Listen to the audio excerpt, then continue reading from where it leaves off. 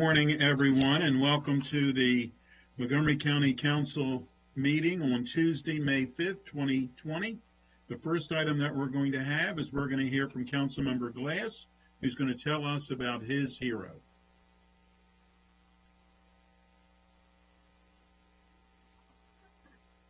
Thank you very much, Mr. President. Good morning.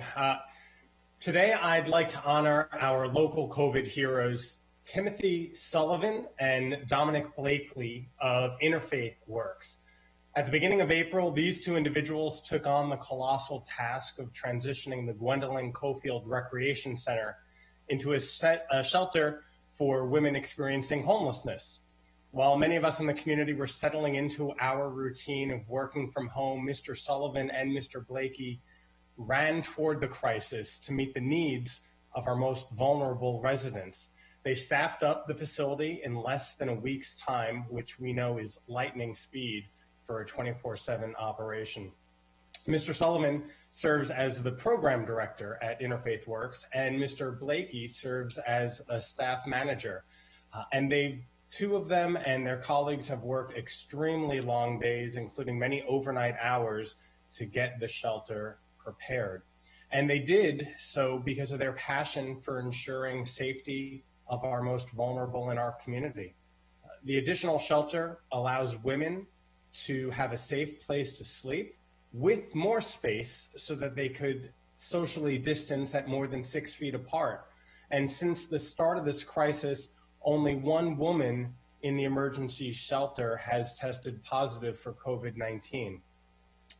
I believe that Mr. Sullivan and Mr. Blakely's hard work and the work of everyone at our homeless shelters and the street outreach and those who are with our housing providers, most of whom are on the front line, their work has been done without hesitation, and they've been saving many, many lives.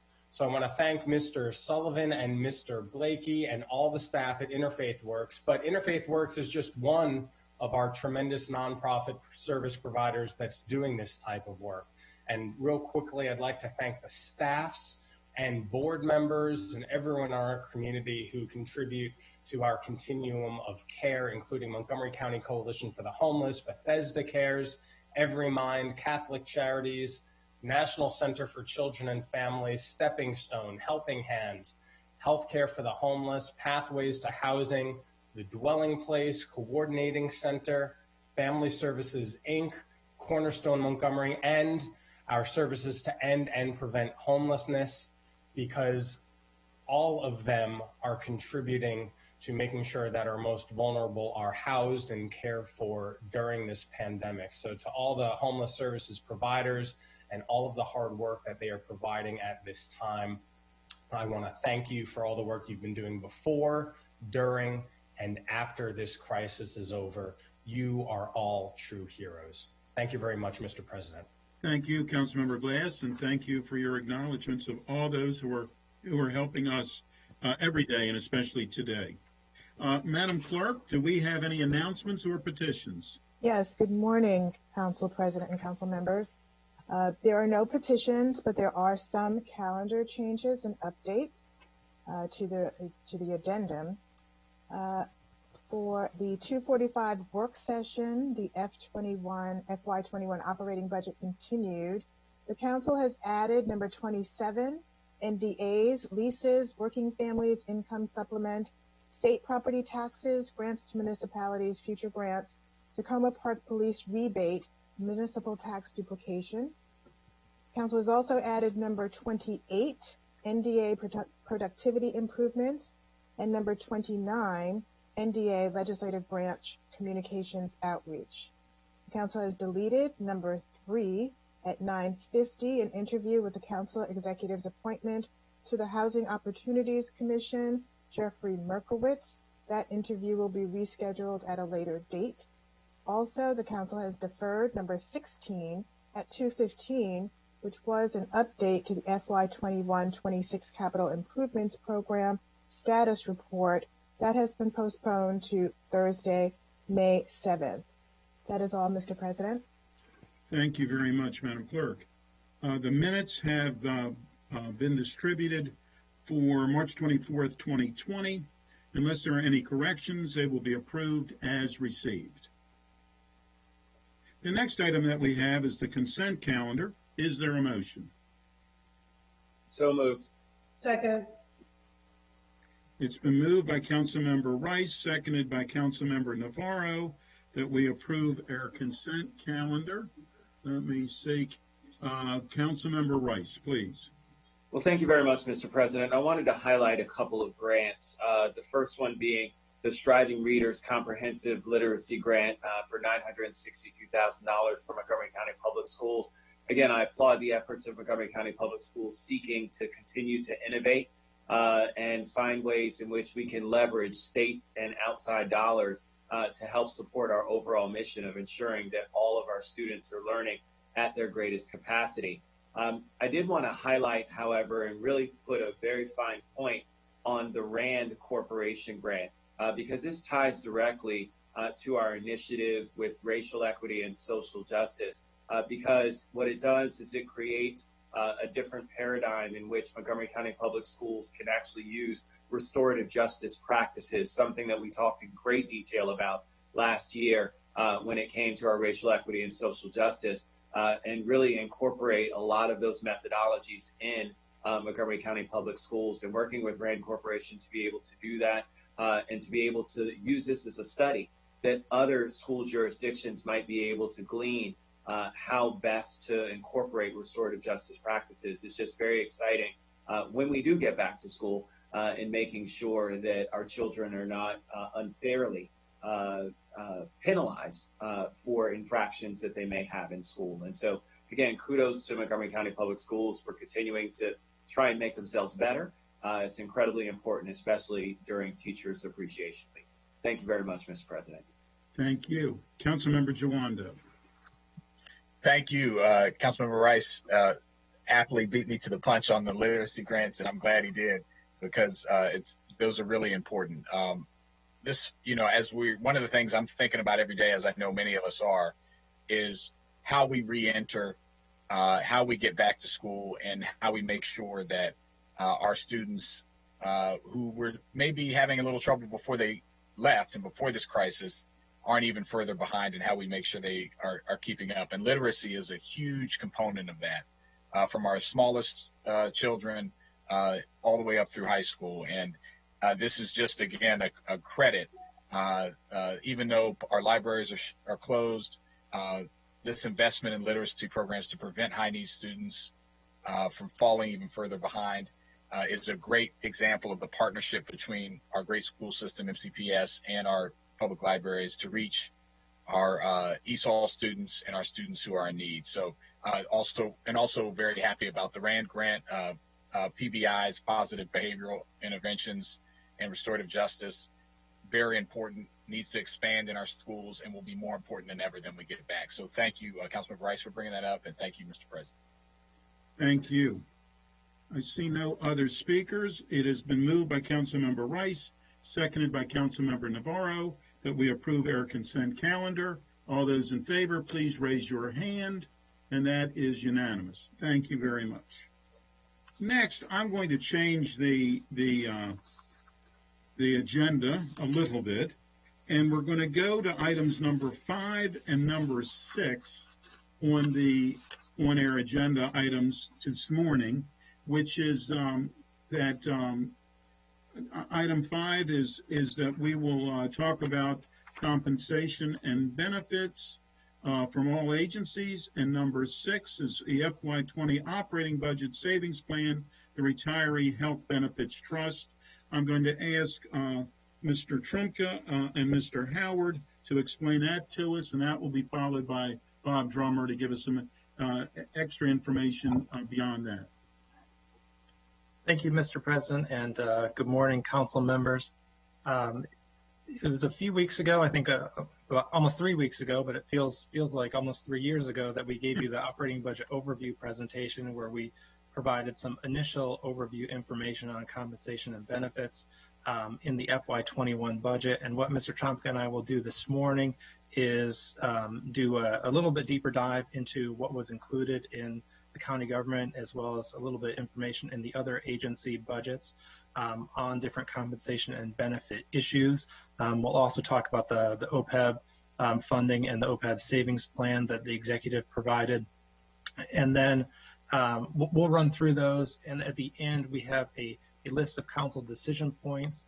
Any decisions on the collective bargaining agreements will be made as part of Mr. Drummer's item. So we'll provide some information about what was included in terms of pay and retirement adjustments, but Mr. Drummer will talk through the decision points that the council needs to take on those.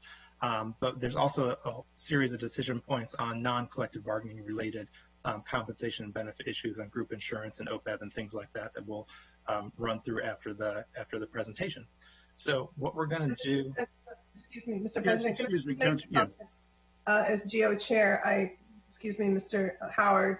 Sure. I just wanted to make sure that I spoke about the fact that the Government Operations and Fiscal Policy Committee, obviously before the pandemic hit, last year actually had put forth a plan to provide an overview and to receive information, in-depth information about changes in fiscal policy that would have an impact on our budget and just general approaches. And so obviously because of the pandemic and how we have had to completely append our processes here to fit everything, we were not able to have particularly the OPEB savings plan conversation. And so I wanted to point that out because there are a number of fiscal policy changes baked into this budget that the council hasn't had an opportunity to thoroughly debate and or understand as well. So wanted to point that out.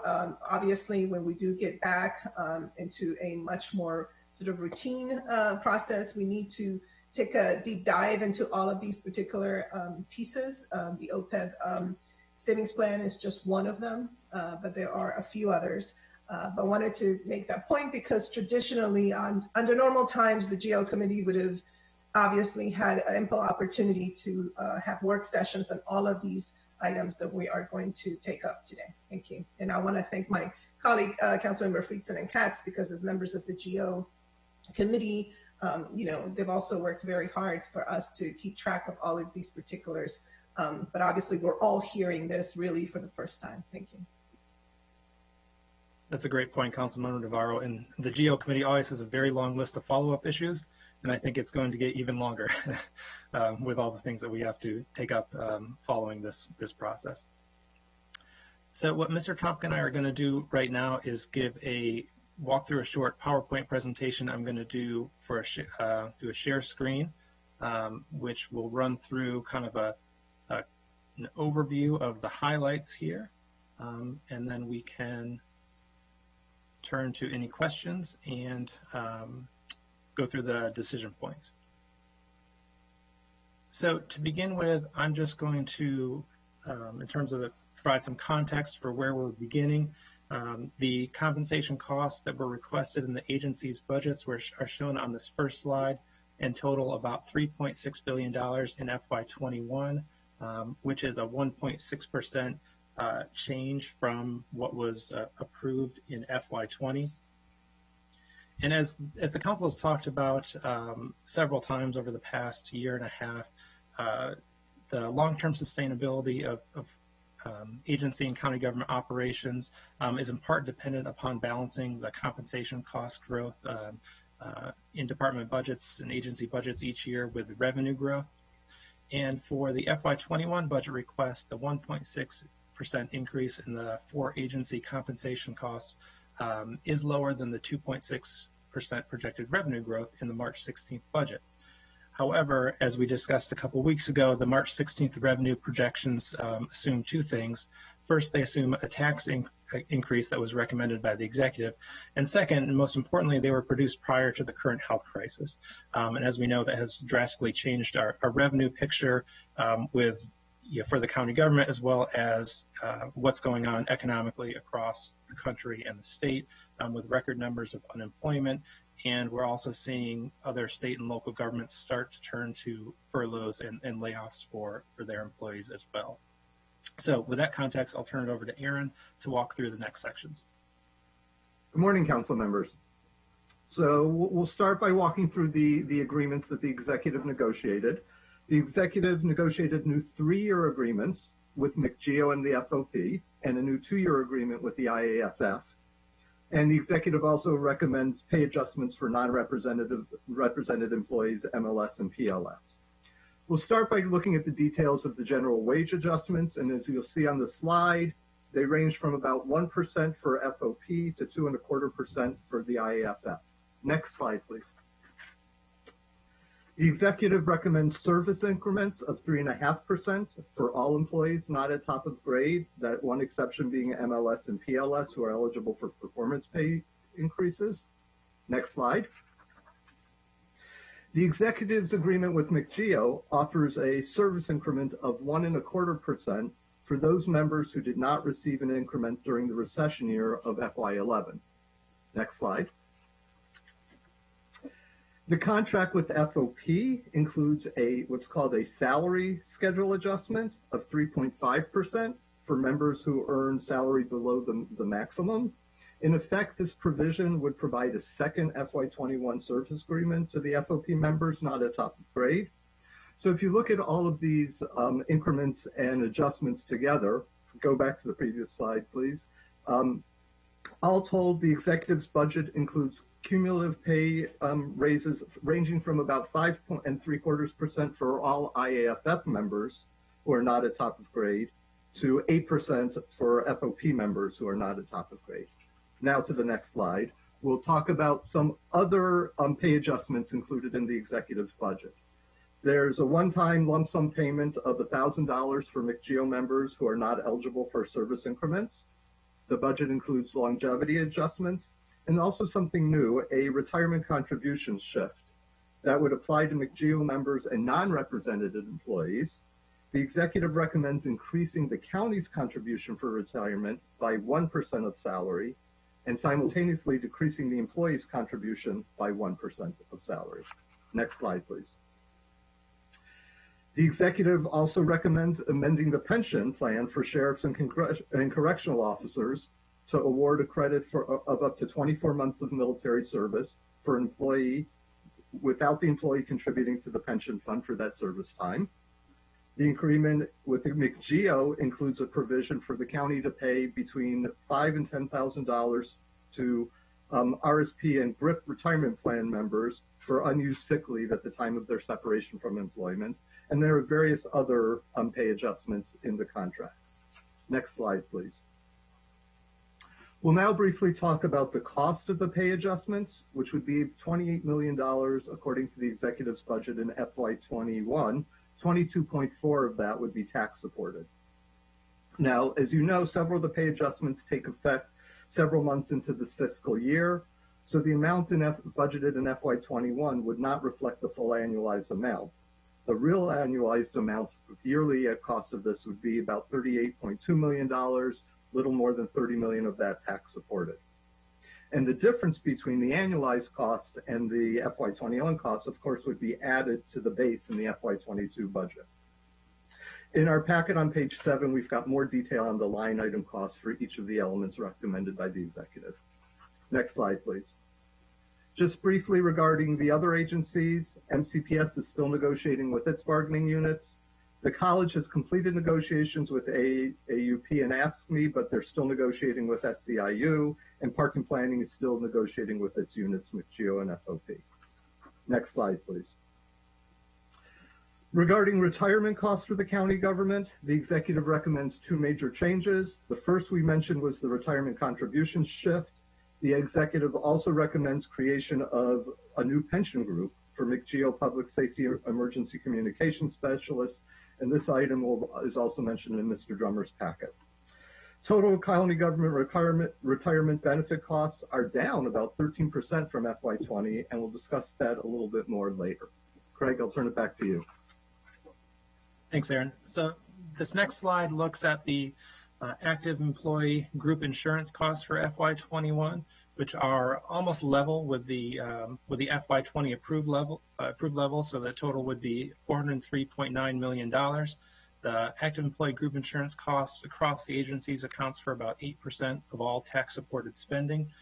You'll note at the top of the chart that both county government and MCPS are level, actually both slightly down a little bit from last year, and there's a couple of reasons I wanted to point out for that. First, with county government, the Office of Human Resources last year negotiated a new prescription drug benefit management contract, which provides higher prescription drug rebates to the county. And while the total cost of healthcare claims from the self-insurance fund is expected to increase by about 8% in FY21, the increased revenue from the higher prescription drug rebates that were negotiated are going to offset the increases in the healthcare claims. So that allowed the county contribution as well as the employee contribution to stay relatively flat for FY21. And with MCPS, they did lower their request for active employee group insurance by $12.8 million due to drawing down on their group insurance fund balance. If they had not been able to do that, it would have been $12.8 million higher. And we do note that, as we've stated in the past, MCPS does provide a cost share split that is significantly different than that for county government employees, and that if MCPS did align its cost share for active employees with that of county government, it would result in estimated annual savings in the range of $25 million per year. The next section is group insurance for retirees and OPEB. So as you'll recall, there's two parts of OPEB. The first is the pay-as-you-go funding. So this is the cost for current retirees and their current year healthcare claims. The total FY21 request is $112.6 million, a 1.4% increase over FY20. And again, with county government and MCPS, you have two similar factors. The county government costs are kept in check in part because of the prescription drug rebates, and MCPS did also draw down on their fund balance to help cover the retiree pay-as-you-go costs to keep those costs down for FY21. The second part of OPEB is the pre-funding. That's what we typically refer to when we're talking about OPEB dollars. And here you'll note that the FY21 request submitted by the executive is substantially lower than the FY20 approved levels. I do want to note that the executive's request is in line and complies with the council's approved OPEB pre-funding policy, which is to make the 100% of the required actuarially determined contribution each year. The significant change, as you'll see, comes within the county government pre-funding, which decreases 64.6% from in FY21 from FY20, and the change for county government is uncommonly large, and it's based on an updated actuarial valuation that was prepared by the county's new actuarial firm in advance of preparing for the budget and the new OPEB funding requirements for FY21. And as the Geo Committee chair mentioned, the committee had planned a March 19th work session to discuss in great detail the valuation data and assumptions that were part of that caused the change in the reduced required contribution in FY21.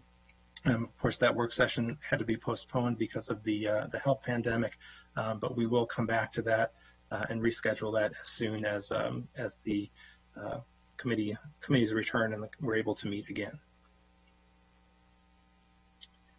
Then the second part of OPEB this year is that the county executive did recommend the FY20 savings plan, and this would reduce the county government OPEB pre-funding in FY20 by $21.1 million and increase the general fund reserve by the same amount.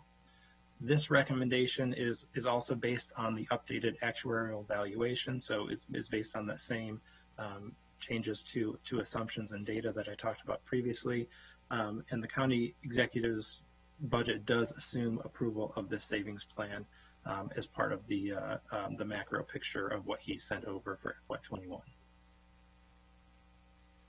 And next I'll turn it over to Aaron. Yeah. We'll conclude our presentation by discussing compensation cost sustainability, something you've asked staff to look at and something this council raised concern about in last year's budget. The topic came up most recently last December when the executive presented a revenue update that showed virtually no revenue growth for FY21.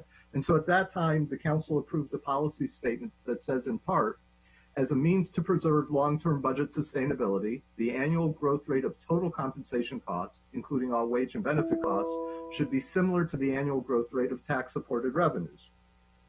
So if you look at the March 16th budget, as Craig said earlier, it shows the county government FY compensation costs increasing by about 0.3% above FY20 levels. In comparison, the executive's FY16 budget shows that revenues growing at a much greater rate, 2.6%. Next slide.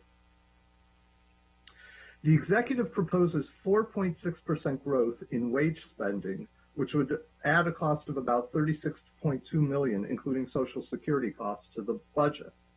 But these wage and Social Security cost increases are offset by large drops in insurance and retirement costs.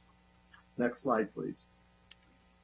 So in considering the sustainability of the executive's recommendations, we suggest that the council consider both the nature of the cost changes and the potential impact of the health crisis on future revenues. Next slide, please. As you've heard, wage and Social Security costs increases are offset by the drops in group insurance and retirement costs. So what caused the large decline in benefit costs? Well, for group insurance, the cost reduction is entirely attributable to the reduction in the OPEB contribution. And as you heard the Geo chair say and Mr. Howard say, staff's going to work with the Geo chair to reschedule the briefing so council members can get a better understanding of why the OPEB costs reduced so greatly. Next slide.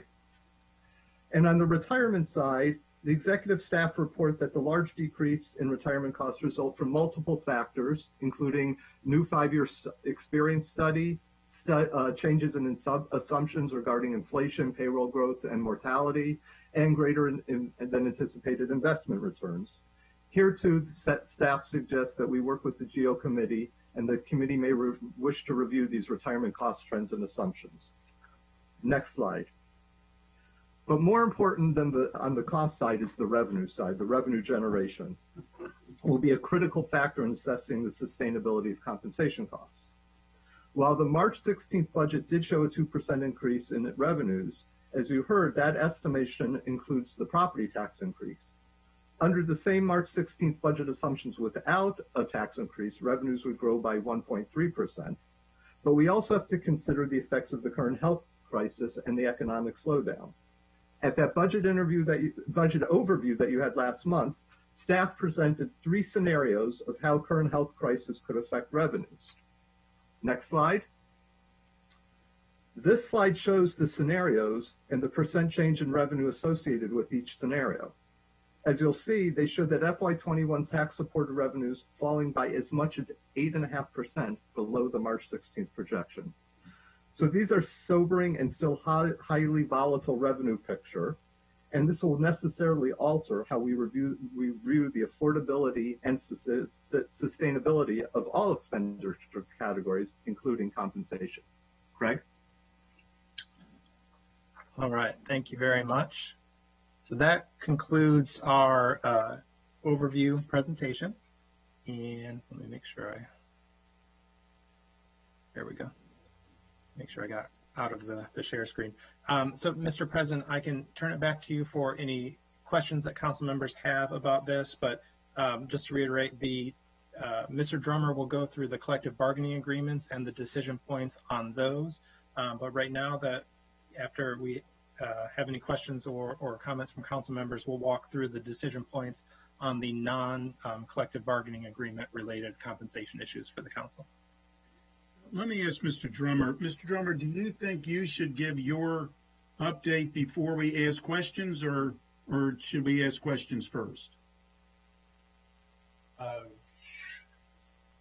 I can go through the update and what the law requires of the council first before I go through the agreements, if you'd like, or you can have questions on the. I think that would be helpful if you would do the first part first, please. Sure. think my video has been stopped, but by the host. Okay. Well, you're just not going to get to see my lovely face this morning. We remember what you look like. We do. Okay. There's 3 collective bargaining laws, and there's 3 collective bargaining. Here we go. There's 3 collective bargaining units that we're talking about, and each of the laws is similar in that they require the council to approve items in the collective bargaining agreement that either require an appropriation of funds or require a change in law or regulations. Those are the only items that the council has to actually review and approve or reject. The council can either approve them or reject them. The deadline in the statute is May 1st. The council has the authority under the statute to extend that deadline up to May 15th. However, each law also provides that if the council rejects any item in the collective bargaining agreement, that the union and the executive have an additional 9 days to try and renegotiate the agreements and come back to the council with new agreements. So today, May 5th, is the last day that you can act on the collective bargaining agreements in order to give the union and the executive the full 9 days before the council is scheduled to make final decisions on the budget on May 14th. So today is the day. If the council, in fact, rejects the agreements, it's, of course, not over. The executive, as you know, the executive and the unions have been negotiating over potential changes to their agreements in light of the pandemic. Each of these agreements were negotiated before the global pandemic arrived in Montgomery County. And if the council rejects these agreements, the union and the executive will have the opportunity to come back with a new agreement before May 14th. And the council will then have to consider the new agreement and make final decisions on the 14th. So that's the legal framework that you're in today. Okay. Thank you very much to Aaron and to Craig and to Bob for the updates. Let me start off by saying I want to thank the unions for initiating the discussions on the possibilities of changes to their collective bargaining agreements. They approached us knowing that since their negotiations with the county executive's office, the world has changed and that we are all facing a very different reality because of COVID-19. As was explained by Mr. Drummer, the council has the 2 options, 2 choices, either accept or reject. And I really believe that we should be able to use the term continue to negotiate rather than the word reject. I understand that's what the law says, that's what the legislation says, we have to use that word, but it really is not what we are trying to do. We're trying to work together. We're certainly all concerned about the lack of revenue and the great need for additional expenditures. We have said many times we need a continuity of services budget until we can see ourselves clear as to what we do and do not have. And so it's my understanding. So based on all of that, I want to, as I began, I want to thank the unions for initiating the conversation. And I believe that this is a spirit that that the renegotiations should and could and will continue. And with that, Councilmember Friedson, please. Thank you, Council President. Thank you as well to Councilmember Navarro for the opening comments about the fiscal sustainability picture. My comments were really focused on that. I really appreciate staff coming forward with a really thoughtful and comprehensive report to us as you did last year. I think it is really critical as we make the challenging and significant and weighty decisions that we must in terms of a budget that not only meets the moment that we're in, but that can meet the moments that follow and that can be sustainable over the course of time to provide the services that our residents rely on. I think that there's a couple key points, and I really do wish and had wished that the Government Operations Committee was able to continue its work, but unfortunately we had to move that off, and there are a lot of ongoing conversations that we need to have for the fiscal sustainability and fiscal policy questions, as the Geo chair noted.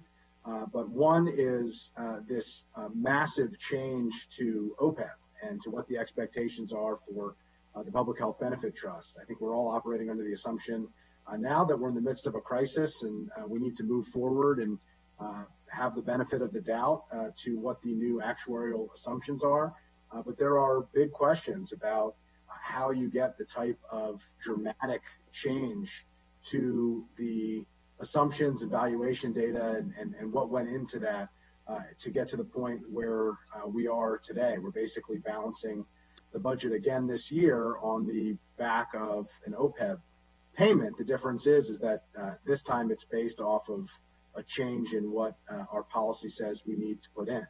The question becomes why and how did we come up with that? And there's some real serious conversations that we need to have about that at a more appropriate time. But I did think that it's really important that we note that, because that was not a small shift and a small change in how we're dealing with it. And I think, you know, the broader question here and my takeaway from the presentation is that we have benefited for some time off of aspects of compensation costs that are really outside of our control. And we've benefited from a stock market that has done quite well on some of the retirement programs and have done well in that dynamic, and some of the group insurance rates. And so basically we've smoothed over some of the challenges, and the things that are in our control are going up, and the things that aren't in our control have helped us by significantly going down.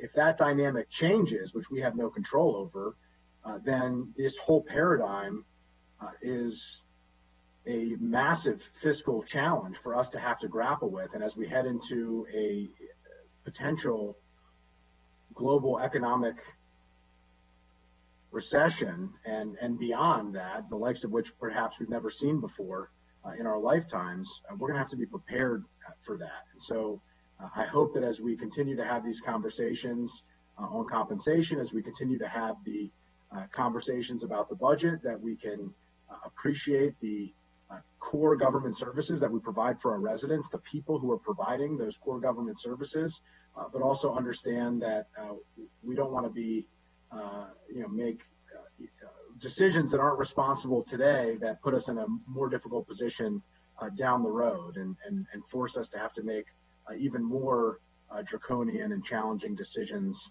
later on. And so I think we're going to have to make tough decisions now in order to avoid even tougher decisions later, noting the fact that no matter what we do, we are going to have to make extremely tough decisions as we take up the significant cuts. If we're talking about 4.5% to 8.5% revenue downturns, I mean, that is not going to be an easy dynamic, and I think we need to have that in the forefront of our minds. So thank you, Mr. President. Thank you. Councilmember Navarro. Thank you, Mr. President. Want to thank Mr. Trumka, Mr. Drummer, and Mr. Howard for that presentation. Obviously, during normal times, we are always mindful of what's going on in terms of the overall fiscal picture. Remind ourselves that when the county executive was first, his first year did talk about some changes he wanted to make to specific fiscal policies, and I think that we were all very interested in working together on those and being deliberate about those particular fiscal policies. So putting that on one side, I think it's so important for us to be very clear in our narrative that we very much understand and very much appreciate the work that our extraordinary employees are doing right now. We always appreciate them, but we know that right now there is quite a lot of extraordinary work happening with a lot of stress, because this pandemic doesn't just affect the external, it also affects them. So I want to be on record saying that we very much understand that. At the same time, we also very much understand the absolute, unprecedented, and incredible challenge that we have in terms of understanding the fiscal picture. Every single day, I read articles, coming from reputable economists who are all over the place in terms of the scenarios that they are working with. And unlike the last recession, which we understood the root causes and were able to develop particular scenarios where we could then put forth an action plan that we executed very quickly, in this particular case, we do not know what the timeline is. I think we're all watching very carefully how some jurisdictions are starting to open up and how they also are being told that that may be a major mistake because there are new waves that will be coming, not just because of opening up, but just naturally because we don't have enough contact tracing, nor do we have enough testing. That creates this absolute madness in terms of the scenarios of uncertainty. And so for me personally, just like it was during the last recession, I want to do everything in my power to preserve jobs. Every day I hear about someone I might know or somebody that knows somebody who just lost their job. And we're not just talking about people who were very low income levels, those folks that relied on informal economies, because those went first. We're talking about people who have professional jobs, good paying jobs, who are losing their jobs. And so I want to make sure that we preserve jobs, and that should be our priority, which is why I was so excited when the unions did approach, and when, Council President Katz asked me to participate in one of the meetings. I said then that, hopefully we could get to a place where, similarly to how we're addressing our budget right now, that we could agree on a continuity of operations. In other words, could we extend the current contracts, perhaps into the fall, where we could then take a step back and take stock of where we are in terms of the fiscal picture? We might know more, we may not, but perhaps we do that so that we can at least, through the craziness of this pandemic, ensure that our employees know that they do have jobs, that we will continue to fund those contracts, and then we can revisit. This is what we're doing with our budget. So that was my hope. And I still am hopeful that perhaps we can agree on something like this. It's unprecedented, I understand. We've never done something like this, I get it. But this is what this moment is all about. It's all about addressing things from a very different perspective in order to hopefully get the best possible outcome in the middle of a horrible situation. So I wanted to be on record with this because it is very critical. But to me, again, my number one priority is preservation of jobs and avoiding layoffs, avoiding furloughs, which it's something that I know it's on the minds of so many of our employees right now, just as it is on the minds of so many folks in our communities who don't have that right now security of having a job. So with that, Mr. President, thank you for allowing me to say this. As GEO chair, I've had the not very pleasant task of having to deal with a lot of really horrible fiscal times. But I think it is important for the narrative to be there because our employees need to hear that we are not turning our backs.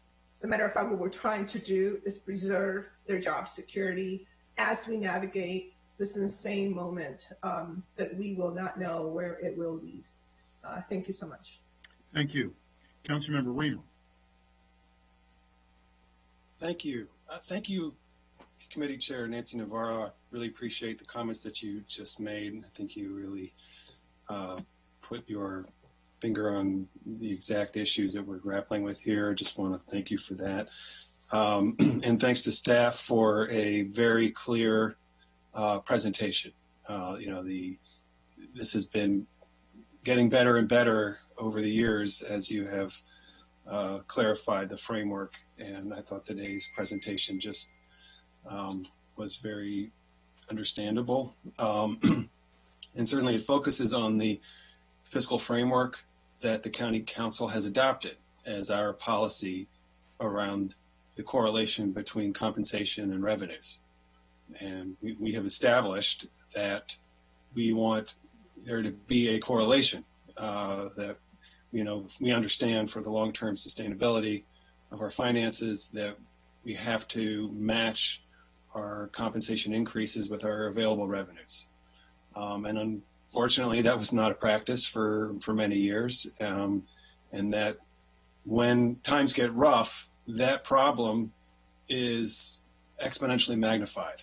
You have a very unsustainable budget, then your revenues dip, and you have a bigger crisis on your hands than you should have if you had been more prudent and methodical and constrained in your planning. So we are trying to steer the ship towards a more thoughtful, constrained framework that will serve us better in times like these. My overall concern is I think to the extent that we improve raises, we're only setting ourselves up to have to approve layoffs. And we don't want to do that. We don't want to do that. So we are in a position at the moment where, we have to be very, very mindful of where we'll be in a month and in 6 months, in a year and in several years. And as Chair Navarro said, we truly don't know the trajectory of the economy.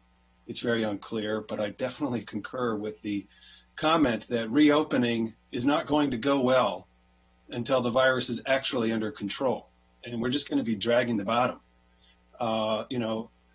going up, pulling back, going out, pulling back. And businesses are going to find it very difficult to rehire in that kind of environment. And, it's just not going to go well until we have either a vaccine or management strategies that are at the scale of the transmission of the virus. And I think we have a general idea of what that needs to be, but we're a very long way from having those policies in effect. So I don't think there's any reason to believe that we're going to have a smooth opening of the economy anytime soon. So to me, I think minimally we're at the midpoint of that revenue prediction, if not really the more severe one. And then under either scenario, revenues are down substantially. So I think we have to, absorb that and think it through and prepare for that. I did want to ask about hazard pay. I know that there is a proposed agreement around that. So Bob, where does that fit in this conversation? It seems like it's embedded but can you just, again, talk to us about the hazard pay agreements?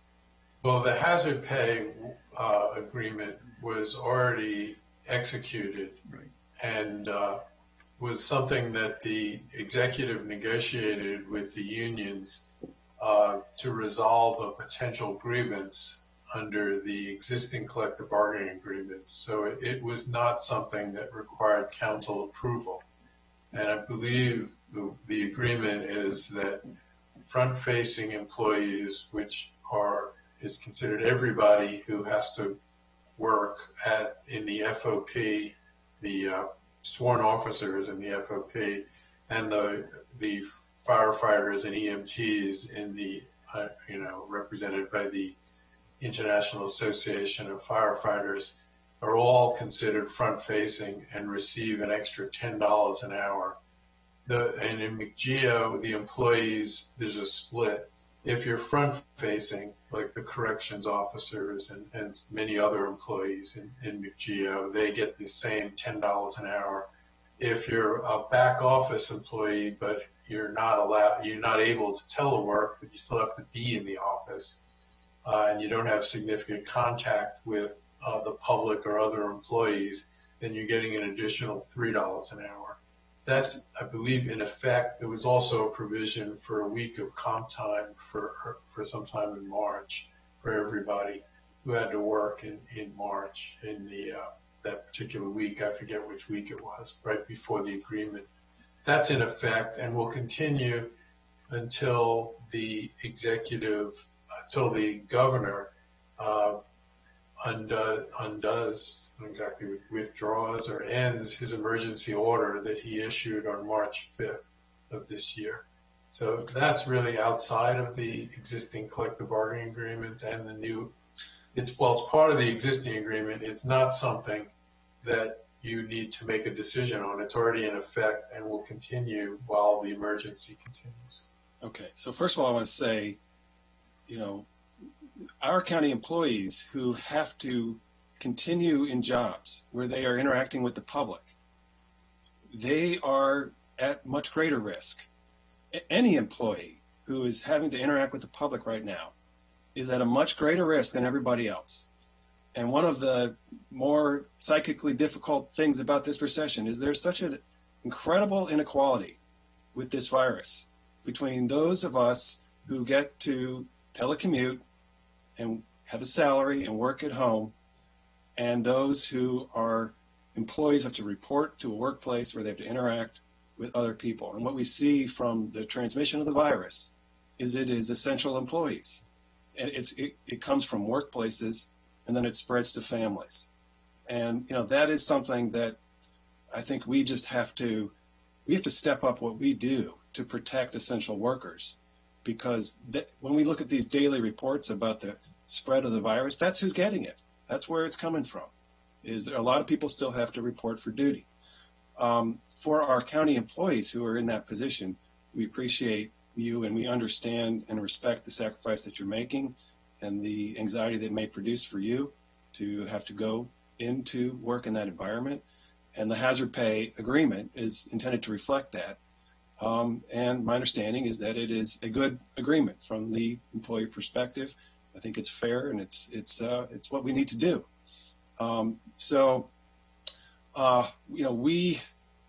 We appreciate the toll that it may take. I think about bus drivers a lot who have to be exposed to passengers. I'm pleased that the county is now funding and distributing masks to bus riders as an example.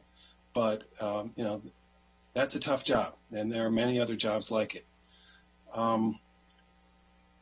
So we have hazard pay. It is, you said, Bob, it's $10 an hour for a frontline worker who interacts with the public, $3 an hour for a worker who needs to be in the office but isn't necessarily interacting with the public. Is that what you said, Bob? That's correct. I feel good about that. I'm glad to know that we're doing that. I think that is necessary. As we look to raises for next year across the board, I think that's where it's more difficult to imagine where the money's going to come from to be able to make that kind of decision. So, again, I think we need to be very concerned about approving across the board raises while we're also grappling with layoffs and furloughs. That doesn't help.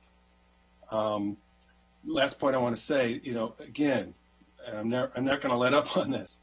We have been talking about how to reduce headcount, how to do more with less from a personnel perspective. And, now is when we need that more than ever. And I think we're still, we need to do a lot more on that. We have not yet reached what we need to reach as far as success with that initiative. So thank you again for the presentation, and I appreciate the work of our county employees and the advocacy and negotiation by their representatives. Thanks. Thank you. Craig Howard wants to make a quick clarification on hazard. Just one quick clarification on the hazard pay differential. It goes for 6 pay periods, which is until the end of the fiscal year, or when the the governor ends his executive order on the emergency. So if the emergency is still continuing past the end of the fiscal year, then the agreement would end after 6 pay periods. Thank you. Vice President Hucker. Thank you, Mr. President. Thanks to Chairwoman Navarro and to Bob and Aaron and Craig for the very helpful analysis here.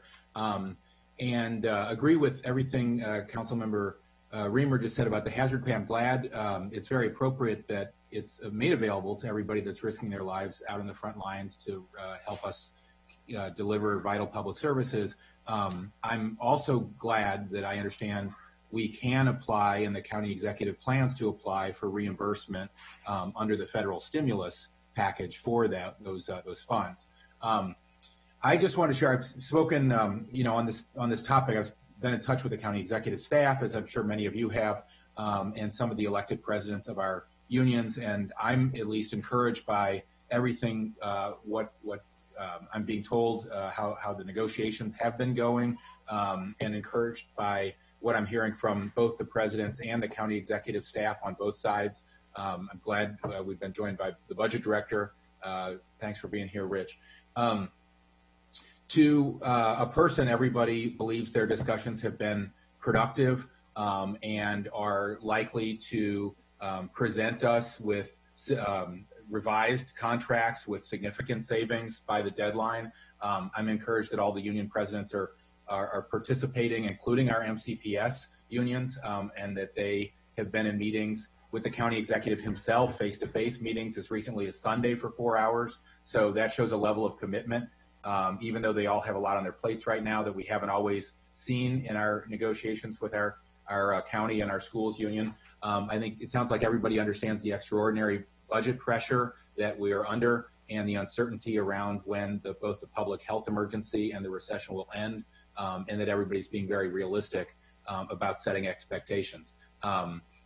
I'm disappointed we have to send the contracts back, but I agree with the council president. We really should have a third option, or at least a different nomenclature. But again, I've spoken with the union presidents who understand this is a procedural step. They don't see this as adversarial at all at this time. And, as I think everyone said, we are very grateful to our public employees for putting themselves at risk, continuing to keep the county functioning, whether they're literally putting out fires or fighting crime or delivering vital mental health services or driving essential workers to work every day. We're all very grateful for their service, and I'm glad that their elected leaders are so engaged with the county executive to find the savings. And I absolutely agree with Chair Navarro that we really need to, they're our greatest asset. We need to preserve the incumbent positions that we have. We all know there's unmet needs. We've all been advocates for additional positions in different departments, but I think that needs to take a back seat at this time to maintaining the jobs that we have, because not only do we need them to keep the county functioning, we're not going to get through this recession as quickly as possible if we have layoffs. So with that, Mr. President, I yield back. Thank you. Thank you very much. Councilmember Jawando. Thank you, Mr. President. I also want to thank our staff, Mr. Howard and Ms. Trumka, for a very thorough and robust presentation. Also want to thank you, Mr. President, for your opening remarks. I think you framed it well. I do not consider the vote that we're going to take here a rejection. I reject the rejection. I think it is we are sending it back so that the unions can continue to do what they have done in good faith with the county executive, to give them more time under the county charter and under the limits, under the law, that we need to act on the budget and on these agreements. So I'm really appreciative. I've also spoken with many of our union leadership, and I know the county executive staff has been working hard, as well as with our school system and their represented groups, which is unprecedented, really, in recent time to have this type of coordination. But it's called for in the global pandemic that we're dealing with. So I really am appreciative of that activity. I know it will continue. And I would say, I think this has been mentioned, none of us, including on this council and the employees themselves and their representatives or the county executive and his staff, want people to lose their jobs. And no one wants that to happen. And I think we keep that as a top goal, realizing the unprecedented financial and health challenges that we're dealing with right now. And as long as we keep that as our North Star, we know that layoffs are not anything that we want to see as employment continues to rise. I am continually blown away. 30 million Americans have filed for unemployment insurance. And as Council Member Navarro mentioned, these are not only our frontline workers. These are people in all professions that are dealing with this right now, and will continue to deal with it as we try to figure our way back from this crisis. So I think that is a North Star for sure for everybody, and we should keep that in mind. I also want to thank all of our workers that are out there continuing to risk their lives. I also think about the many who have been infected, obviously Michael Miller and his family who passed away in the line of duty.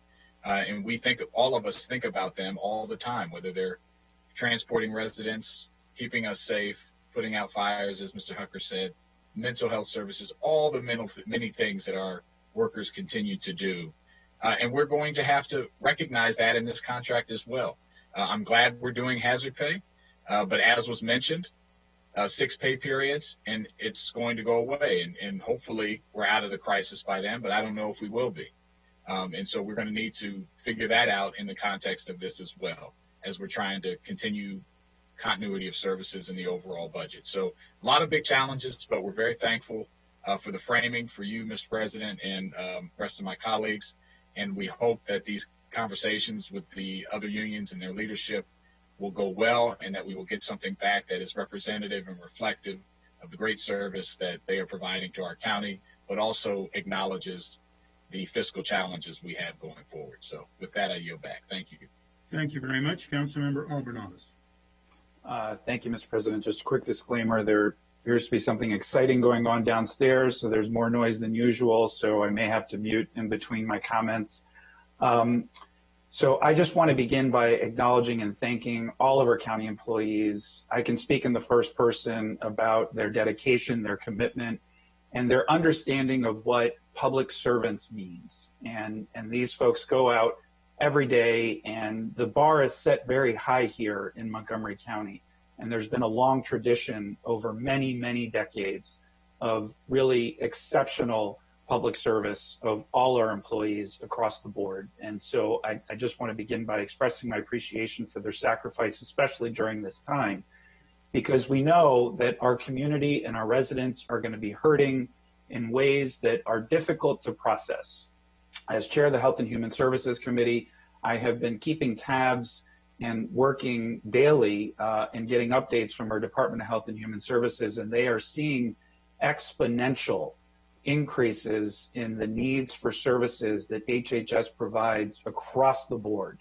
And that is only going to increase. And as more and more people file for unemployment and lose their insurance benefits, and as this presidential administration continues to try and shrink the Affordable Care Act and make it more difficult for people to be able to access insurance nationally, that's just one of many data points that we're going to have to take under consideration, in that the 3 projected revenue losses that we have all look terrible, but they're going to be compounded by the need for more government services and programs in ways that are going to be extraordinary. And this council has appropriated tens of millions of dollars to date to shore up and to help keep families from falling off the cliff during the pandemic. But that's just a drop in the bucket compared to the level of enhanced support services we're going to need moving forward. And so that projected revenue fall, coupled with the increased demand for services, is going to be a very difficult balance. And the other thing, as somebody reminded me recently, what compounded the recession in 2008 through 2011 was that the state was in no better position than the counties to help get us through this difficult time. And so then Senator Madaleno worked with his colleagues tirelessly to try and shore up the issues at the state level. And so the counties effectively had to pick up, as I recall, a number of expenses because the state was in no better position to support us. And so I do have a quick question to Craig and Aaron. As we look at the projected revenue shortfalls, are the potential challenges to the state and the cascading effect that it may have locally in jurisdictions in Montgomery County, is that taken into account in those 3 projections that you guys have presented? So I would say that partially in terms of some of the economic factors that would be impacting the state would also be impacting the county. So you have, as those projections were developed, it was, some of those same things were taken into account. But what's not taken into account would be, for example, lowered state aid or things like that. Those are things we don't know yet, so we didn't try to assume them. Absolutely. So I appreciate that. And there will be a number of other variables beyond just the direct revenue loss that is going to impact us in ways both big and small through the recession. And so I want to end by really thanking our unions. They have been incredible partners through previous difficult times, and again, understand the value of public service and the importance of it. And so I very much attach myself to the comments of my colleagues with regards to acknowledging their partnership and wanting to keep that moving forward, because we are going to have to work collaboratively to get through this. Thank you, Mr. President, and yield back to you. Thank you very much. Councilmember Rice. Well, thank you very much, Mr. President. I'm not going to belabor all the points that my colleagues have made. Let me just say this. Look, in a time of crisis as we find ourselves in, there are so many people who are hurting, so many people who have zero income. And I want to make sure that folks understand and realize that folks went from being gainfully employed to having nothing coming in, who haven't gotten any unemployment checks, who haven't gotten any Fed grants, who haven't gotten any stimulus. Those things apply to a lot of people in our community, and we need to help them. And so by asking our employees to just say, you know what, for right now, let's put a pause on things and we can come back to this, right? And we appreciate all that folks have done and contributed. But just as we talk about Montgomery College and them being great partners, and we highlight the fact that every year they work with us in terms of their budget, making sure that they understand the dire times that we find ourselves in, we're asking our employees to do the same, to understand that your fellow constituents out there are hurting and need help. And how we can help them is by pressing the pause button on us looking at large increases, or not even large increases, just increases that will have an impact on our budget that we may need that additional revenue for to help those folks who are getting $0, who are struggling to put food on their tables. We just passed the other day $750,000 for food for folks who need it in our community. That's where we are. And so for folks to continue to count on the paychecks that they have coming in and make sure that that's consistent, to give our employees some consistency in a time in which there is no constant, is actually a tremendous blessing. And so I just want people to reflect on that, and hopefully that they understand that we oftentimes have to just step back and think about what our fellow man is going through as well and what they're challenged with. And so from that perspective, I think that this is the right thing for us to do. I hope that our employees also agree and understand that this is the right thing for us to do. Let us figure out a solution that will allow us to keep helping those folks who need it the most. Thank you, Mr. President. Thank you. Councilmember Glass.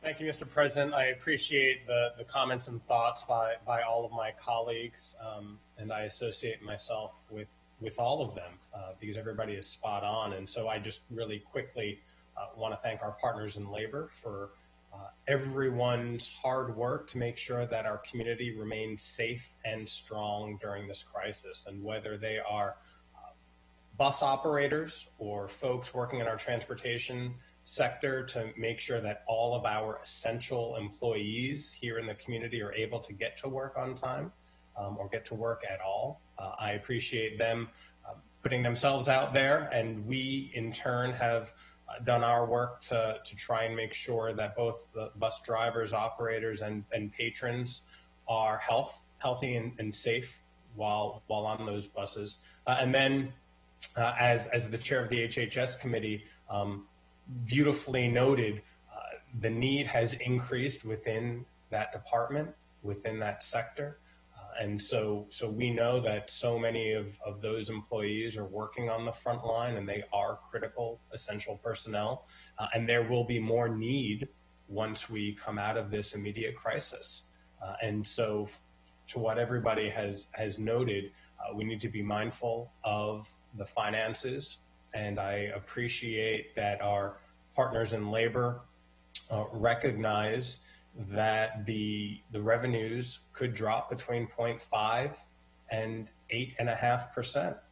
And so balancing the workforce that we currently have with the needs that we're going to continue to have and the increase that we'll have is what we're trying to reconcile here. And I appreciate everybody recognizing those distinctions so that in this budget and moving forward from it, we can continue providing our employees with the salary and benefits that they deserve, as well as providing resources for our community, which is continuing to increase by the day.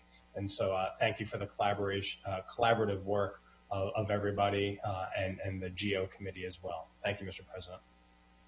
Thank you. Councilmember Friedson. Thank you, Council President. Thank you to all of our colleagues. I think we've heard a lot of appreciation for the workforce and an understanding of the fiscal and economic challenges that we face and the need to reconcile both of those things. I just wanted to get some clarification of the process and next steps here, because it sounds like I'm not sure everybody is talking about the same thing. Last year, when there was a unanimous vote to reject the contracts in order to reopen negotiations, there was a specific framework that was provided in terms of what the council was looking for in terms of affordability and what we thought was an appropriate number to reach in terms of the compensation costs.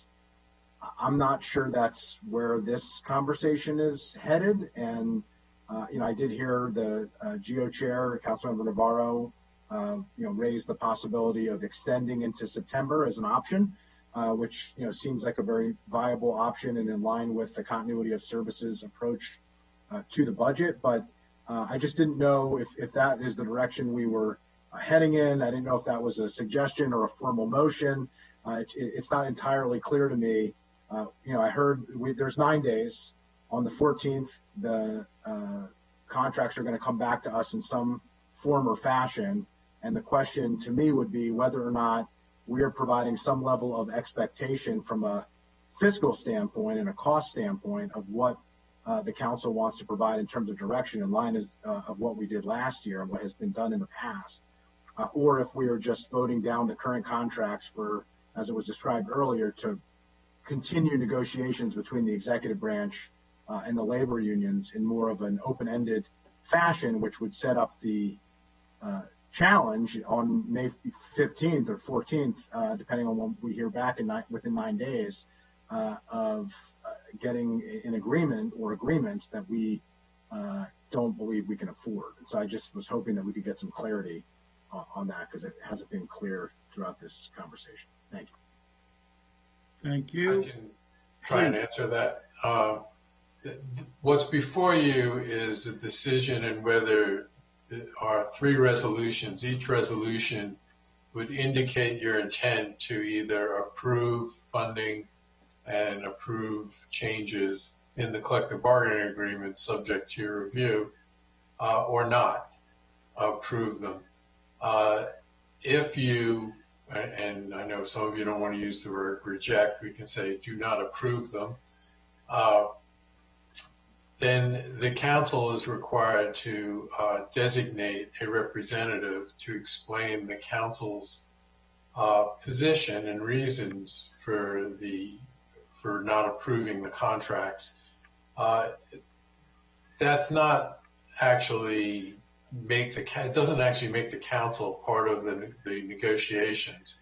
It's simply somebody to assist with that, and once you've designated somebody, the council can provide some guidance to your representative, who could either be, it could be anybody, it could be a council member, it has been in the past, or it could be a staff member. But right now in front of you, the decision is really to either fund the contracts or not fund them. And if you're not going to fund them, then or you're indicating an intent not to fund them, then the parties have the 9 days to continue negotiating.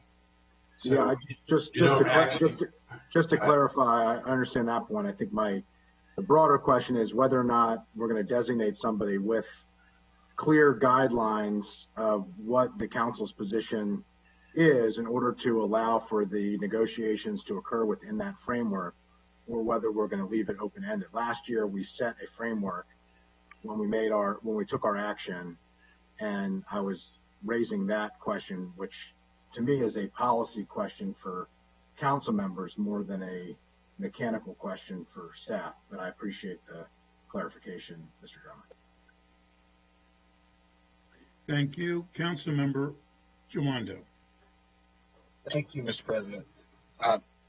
My understanding is in line with Mr. Drummer's understanding, is that we are just going to be allowing more time for the parties to negotiate in good faith as they have been. I would be hesitant to try to put anything prescriptive or on that negotiation, and we'll consider it when it comes back. And I think that's what we're doing here. I think everyone, as I said, wants the same thing. We want people to keep in their jobs. We want people to be safe. And we want to be able to fund critical services that our government provides in unprecedented times. And I think we should allow them the space and time to do that. And that's what I see this action as taking. So I would not be in favor of putting anything more prescriptive on that. Okay, thank you. Councilmember Reamer. All right, so we have been approving departmental budgets 1, 2, 3, 4, 5, 6, day after day here. We got a bunch more this afternoon. All of the departmental budgets are assuming that there's no increase in compensation. At the end of the day, the council staff has said to us that without a tax increase, they think that everything balances in the end if there's no compensation increase. So a compensation increase, how would that be funded? Direct that to Craig, I guess.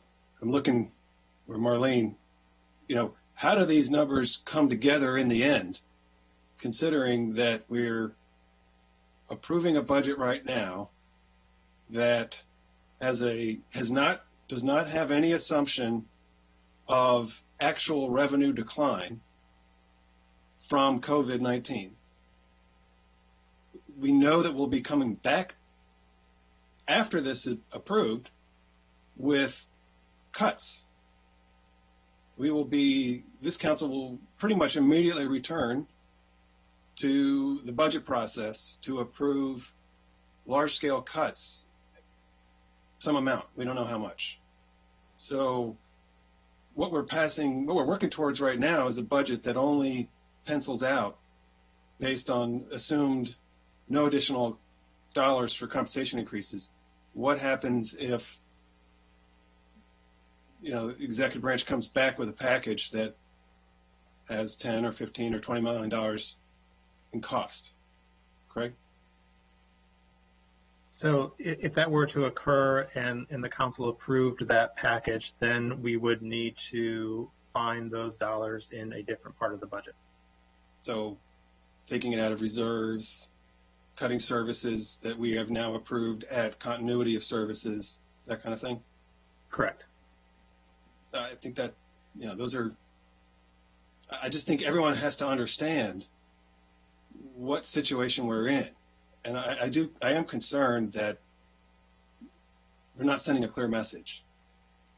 I don't think that serves our partners well. All right, thanks. Thank you. Councilmember Friedson. Yeah, I just want to build upon that. I appreciate where everybody is coming from here, but at a certain point, we have to make a decision.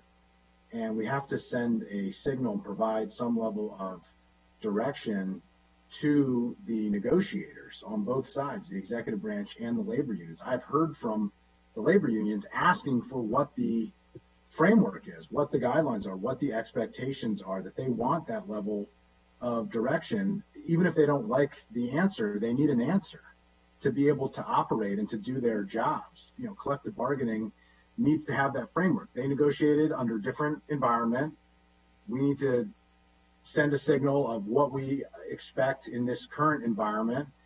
If we believe that 0% is, and to push off at least until until we come back to the budget, which would, push it to September, then we need to say that. If we believe that it's a different outcome, then we need to decide that.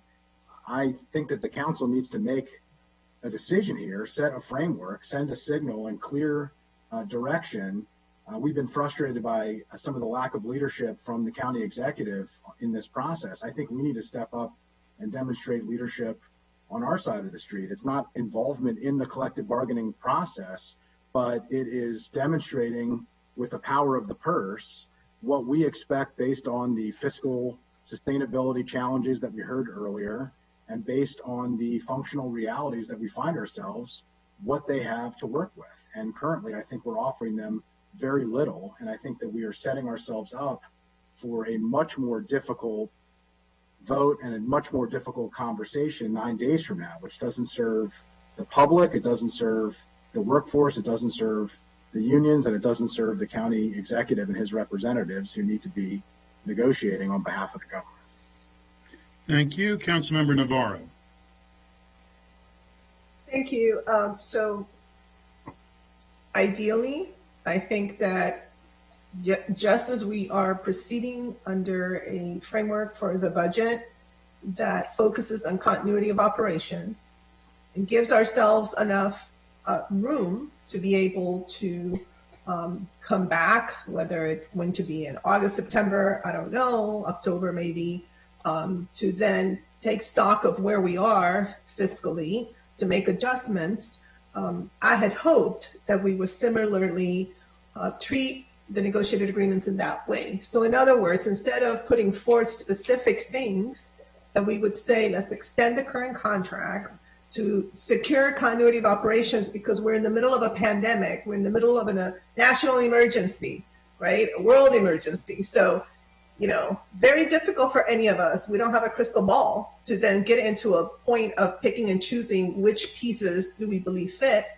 Right now, our number one priority should be continuity of operations. I mean, we're in the middle of this pandemic, so we would ideally extend the current contracts, come back at a time certain to then take stock of where we are and then consider, if indeed we would be able to fund the contracts as they are, or are there certain provisions that we feel we can. If, the bottom fell out, then obviously we would have to have a different conversation. What I find a little bit frustrating is the fact that even though we're in the middle of a pandemic, on a national emergency, somehow we're continuing to try to fit things within a framework as if we were dealing with normal times. We're not dealing with normal times, right? So from my perspective, that was my goal. Here we are. Now we're going to have to send them back. I would hope that as they are sent back, somehow, perhaps our legal folks can have a conversation with the union leadership and with the executive to see if it is feasible to extend the current contracts and then give us a time certain to come in and do a check-in. Because at least we take off the table the headache of not knowing where we are. We are literally saying, hey, employees, you know what?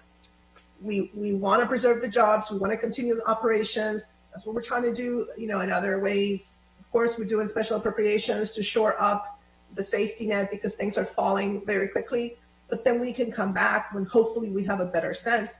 I mean, hopefully we will. I don't know. But at least we give ourselves that time versus trying to fit into a square, what is right now a huge circle of uncertainty.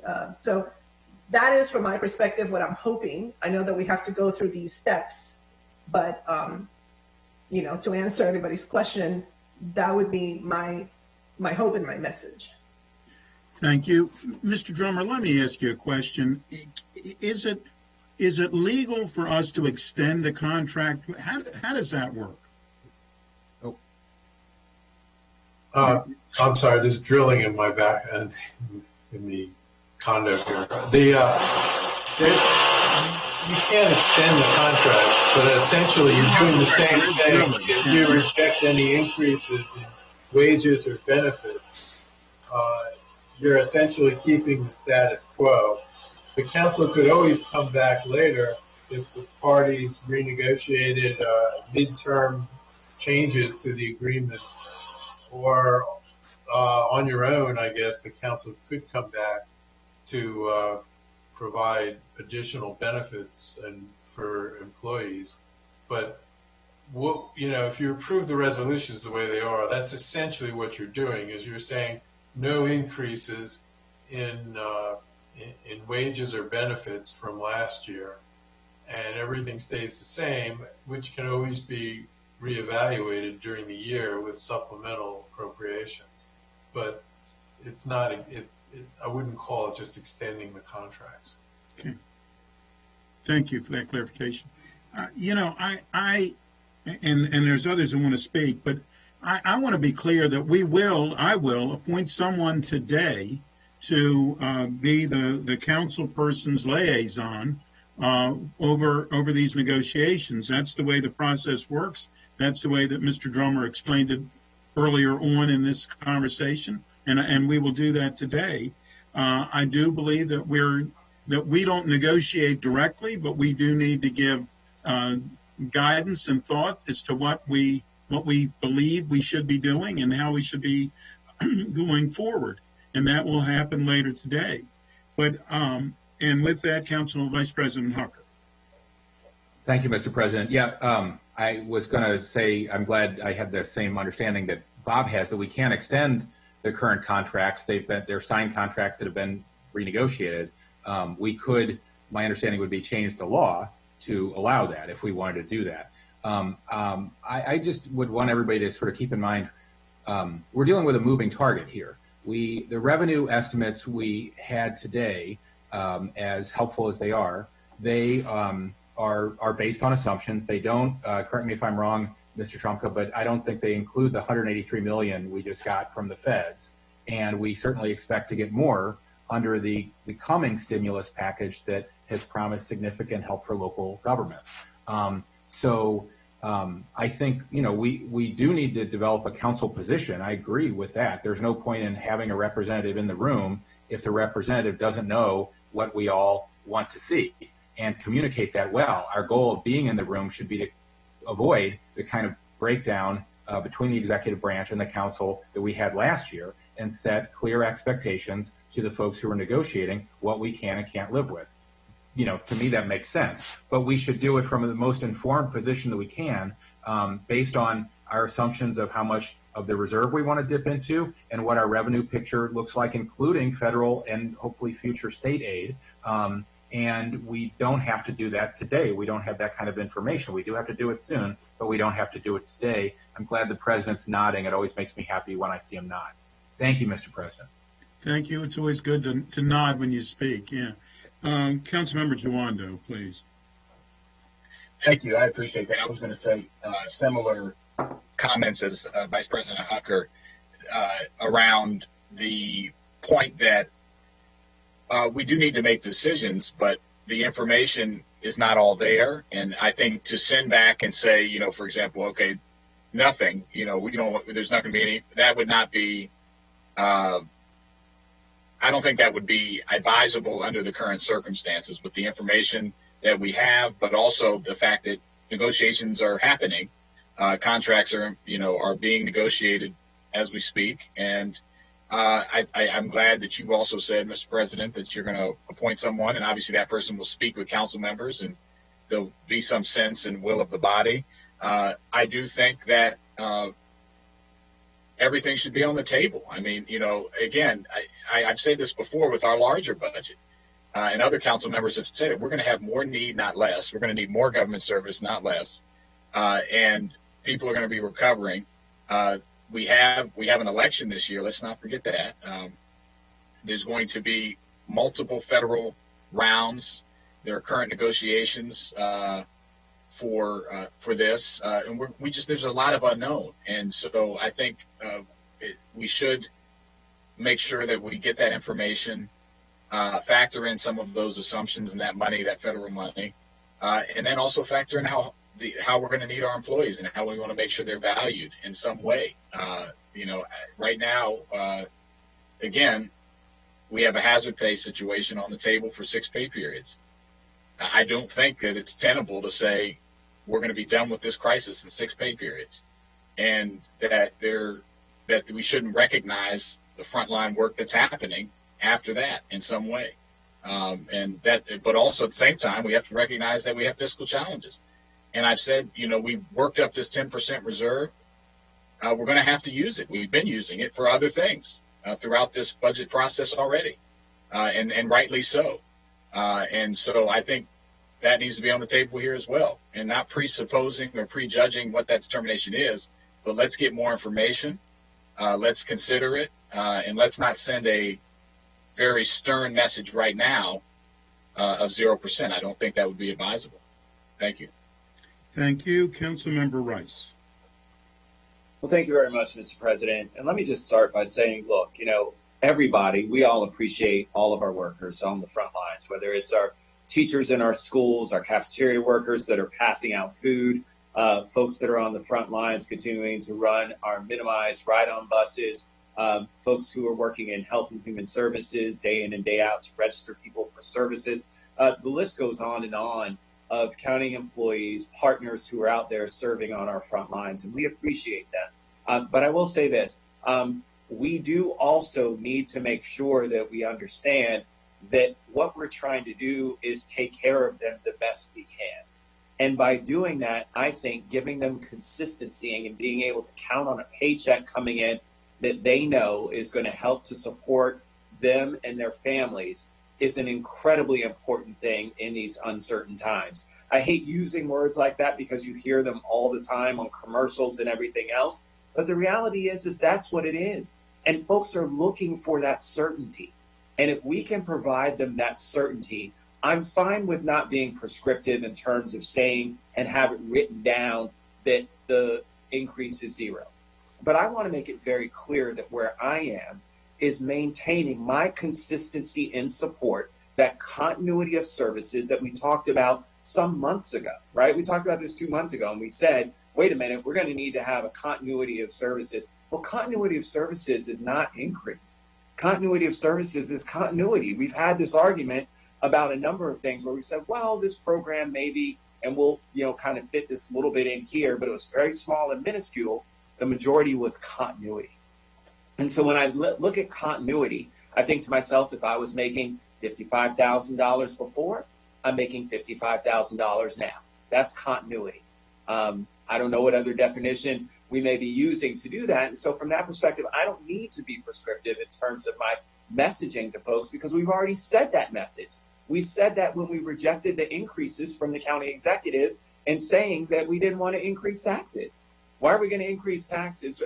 And one other point I just want to make, I keep hearing this conversation about, well, we had this $183 million. I was just on a conference call with the National Association of Counties yesterday afternoon. The reality is that reimbursement costs are not guaranteed in terms of what they're going to pay us for. And there are a lot of things to where FEMA and others are saying, we may not get this, we may not get that. I asked a number of questions about what may qualify within the school system, as well as what we're doing with food resources. There are still questions that are out there. And so let's not count the money before it hits the bank account and we get it all. I see Mr. Madalino, who's on as well. And I can tell you, I know that that's a concern of all of our folks in finance and in OMB. And so from that perspective, while yes, we do want to offset as much of those costs as possible, and we continue to fight to make sure that that happens for counties across America, the reality is that there may be some things that we're going to pay for that we're not going to get paid back for. And that's because we do the right thing, right? But let's not make it seem as though we're going to get reimbursed for all those costs, because that's not true. We're going to have stuff that we're paying for that we're not going to get money back for, and that's going to be added expense. What that is, how much it adds up to, I don't know. None of us do. But at the end of the day, what we can do is give that certainty, that continuity of service, and saying, you're still going to get your paycheck, you're still going to have your job, And if we can focus on that as our end goal, that is going to be huge for a lot of people in our community, all of our employees. Thank you, Mr. President. Thank you. Councilmember Navarro. Thank you. So again, sometimes I wonder, because English is my second language, I have to explain things a million times.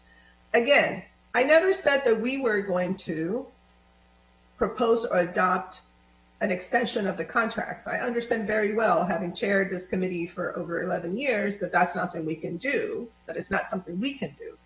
What I was trying to explain basically is the framework that we used when we adopted the resolution regarding the budget, that same framework we should apply to this particular decision, which means that we should look at this as a continuity of operations with the caveat that we could come back later.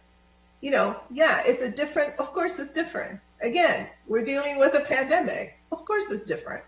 But the goal would be to make sure that our employees know that yes, you continue to have a job, you continue to have your paycheck, you continue to have your benefits, and until that time where we can at least put forth a marker, I understand may not be perfect, right? But at least we have an opportunity to then take a look, take stock of everything and see where we are. The county right now is trying to seek other ways to find liquidity, right? That means the finance and OMB must be thinking that these are uncertain times.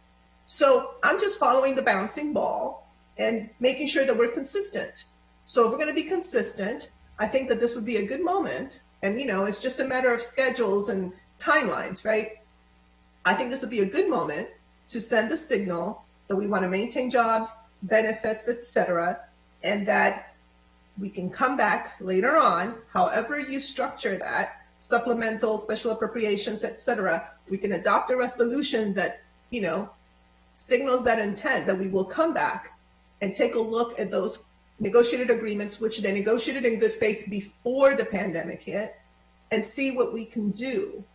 That's all. However that gets worked out, and I've been saying from the very beginning, that's up to our attorneys to take a look at the legal framework of how we choreograph this. But I believe that if we want to be consistent, then we should then signal this, have the legal framework take care of how we do this, and then we move on. But not get into a, you know, usual script of, I care more about the employees than you do. And, you know, this is not the time for that kind of stuff, people, because this is not time for posturing. This is time for us to take care of what we have to take care of. People are dying. People are dying. I'm getting messages about how, you know, Holy Cross Hospital, they're having to send people to suburban because they're totally now completely overextended. You know, the surge is happening very quickly. So let's give folks that peace of mind, and then we can come back instead of getting into a tit for tat about, you know, what we should include or not include, well, who cares more? You know, I don't want to get into that. Let's just be clean about it, figure out the framework, and then come back at a time where we can take a deep breath and see where we are. Anyway, that's just my suggestion as the chair of the committee. Thank you. Councilmember Reamer. Thank you. Thank you, Chair Navarro, for those comments. I think you're speaking for a lot of us, you know. Alluding to the possibility of a tax hike, I think, is not helping. You know, people who are showing up for frontline jobs right now, they're showing up to do their job. We have a job.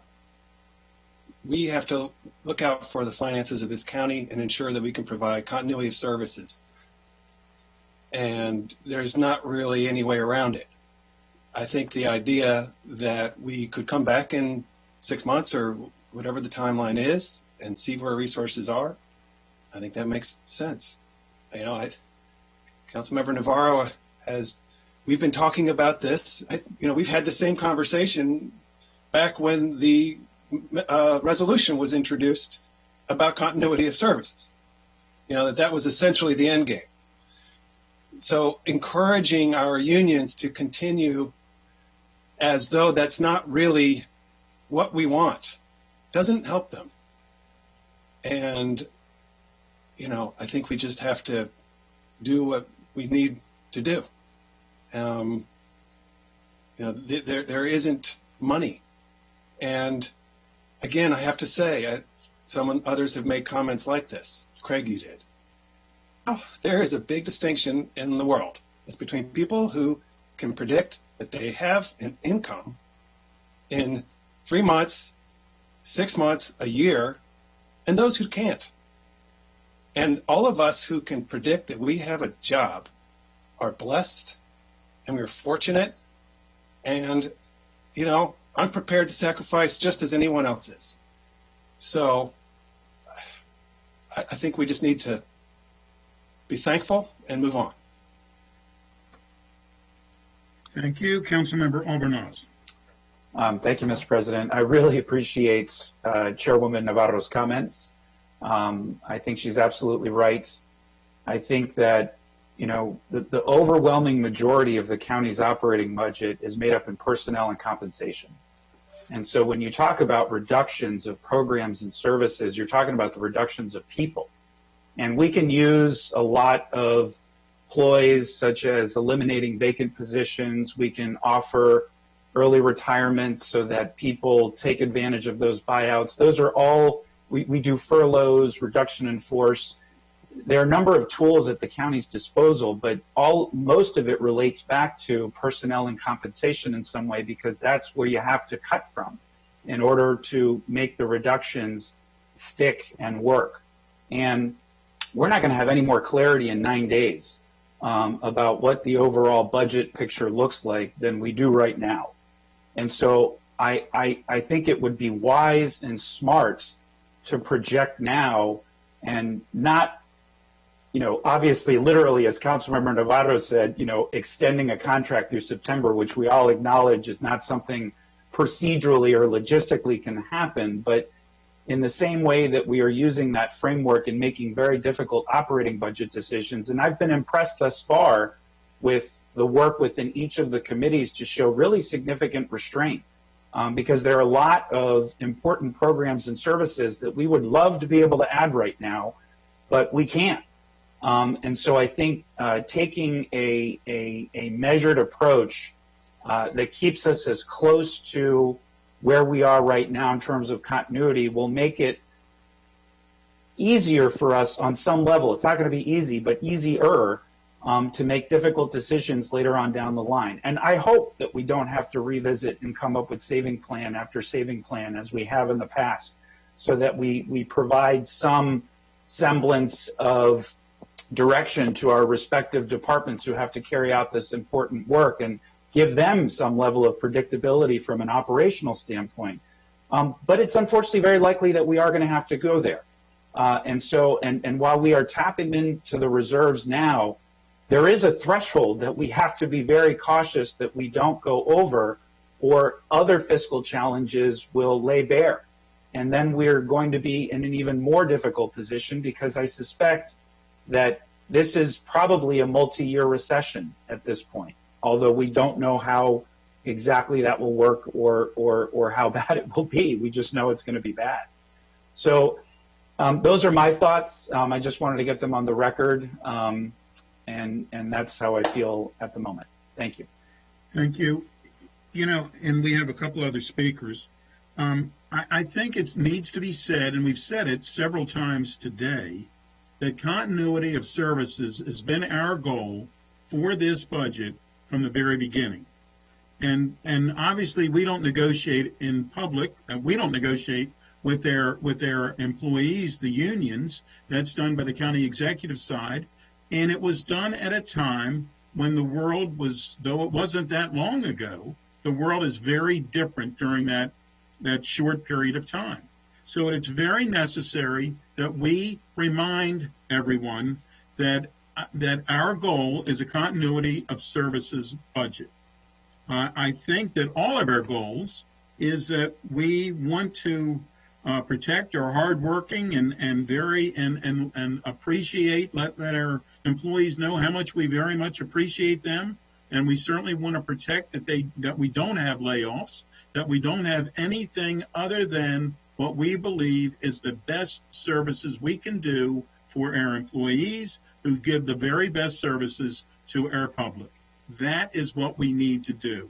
And I think that it becomes very necessary that we remind everyone that our goal is a continuity of services for the moment.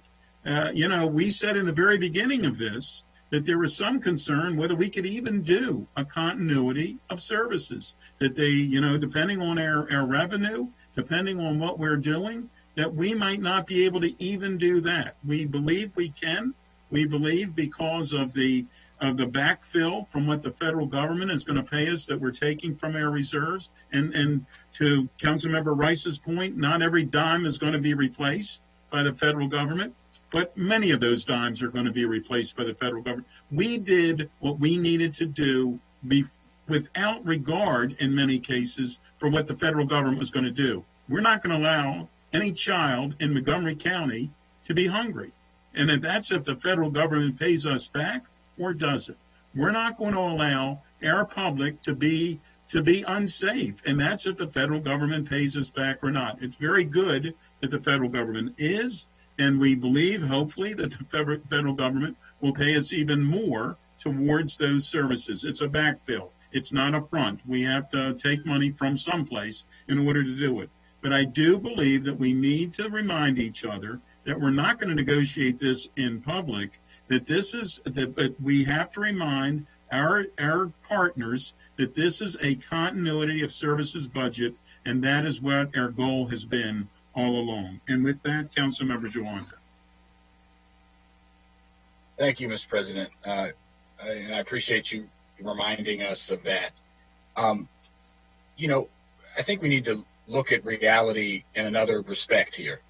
The idea that, we're going to say to the unions, and I'm sure all my colleagues are receiving the same emails I'm receiving, that it's, be thankful you have a job and it's 0%, and that's going to go well, is a fiction. And so I think, let's operate in reality there.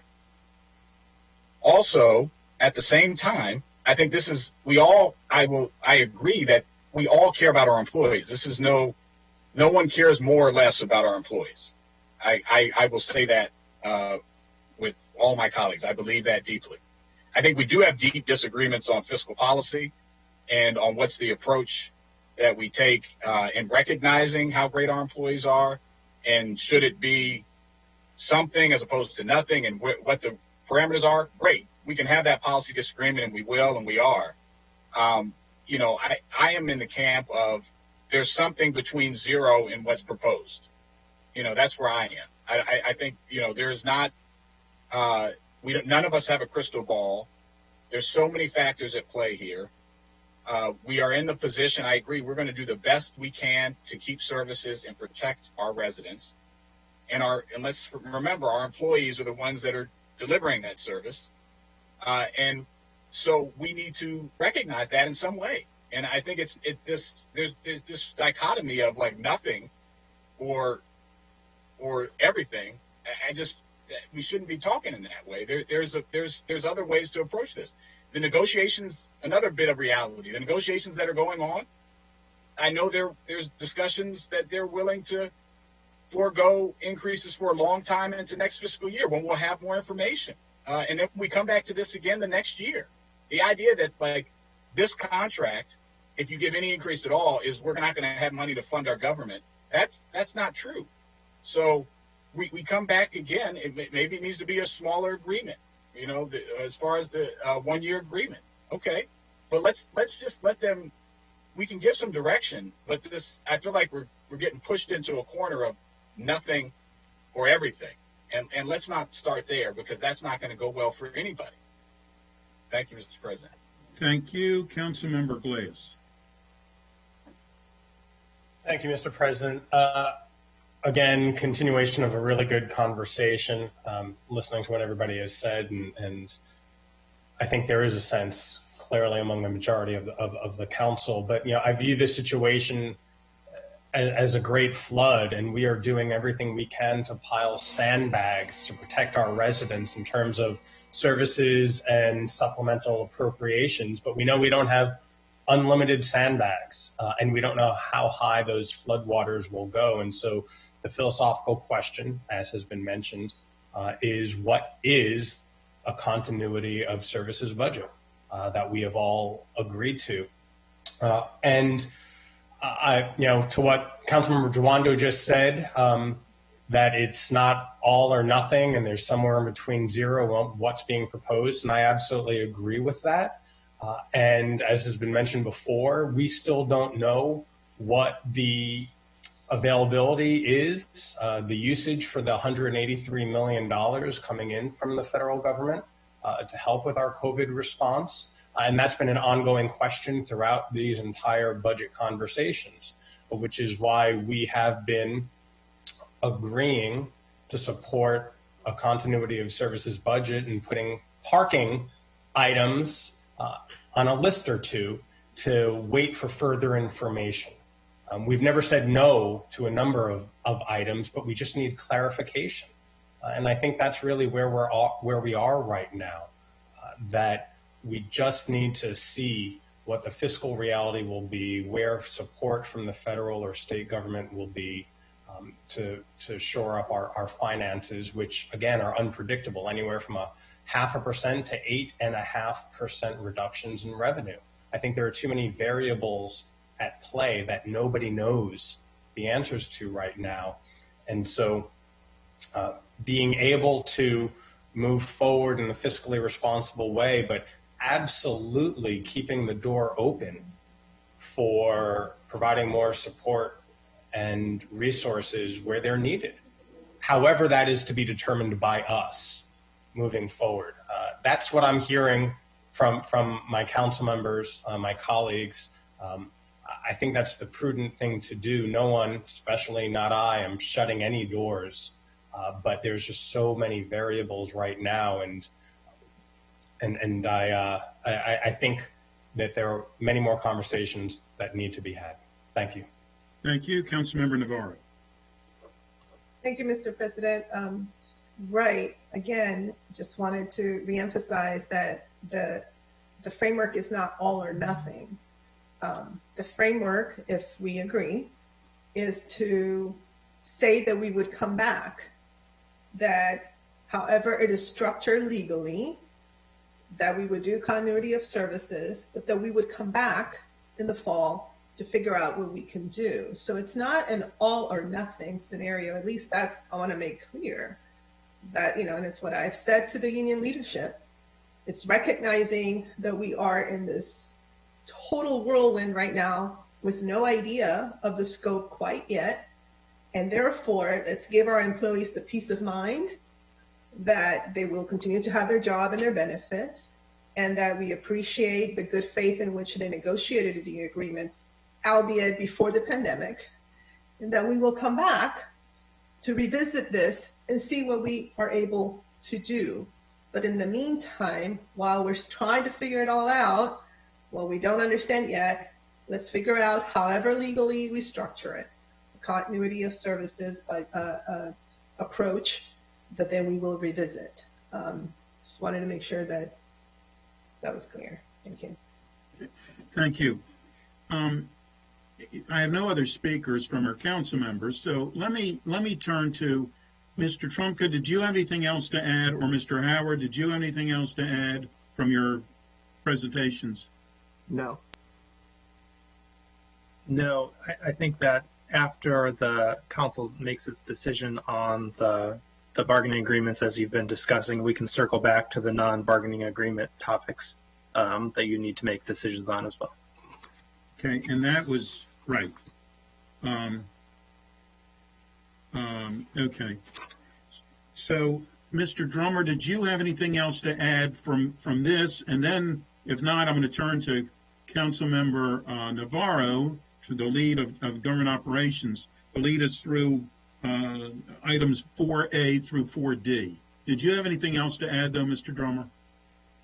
Yes. I just want to remind everybody, and I think you all know this, but the provisions that the council is required to take action on are those that cost money or require a change in law. There are many provisions in the contract that don't fit either of those categories and would go into effect such as changes in the grievance procedure and things that the parties did negotiate that wouldn't be affected by your decision today. So it's not just taking the existing agreement and carrying it over. There will be changes to the agreement. What you'd be what you'd be acting on are those provisions that, again, cost money or require a change in law. So with that, that's what I wanted to say. At some point, you need to go through 4, A, B, and C. D is separate. D is the volunteers, and it's a slightly different procedure, and we haven't really talked about that agreement yet. Okay, thank you. Councilmember Tawanda. Thank you. Just Bob, on that point, I'm glad you brought that up. So the folks, the contracts that were negotiated, there were provisions that were going to affect. Presumably, though, some of those were negotiated with certain compensation in mind, right? As with any negotiation.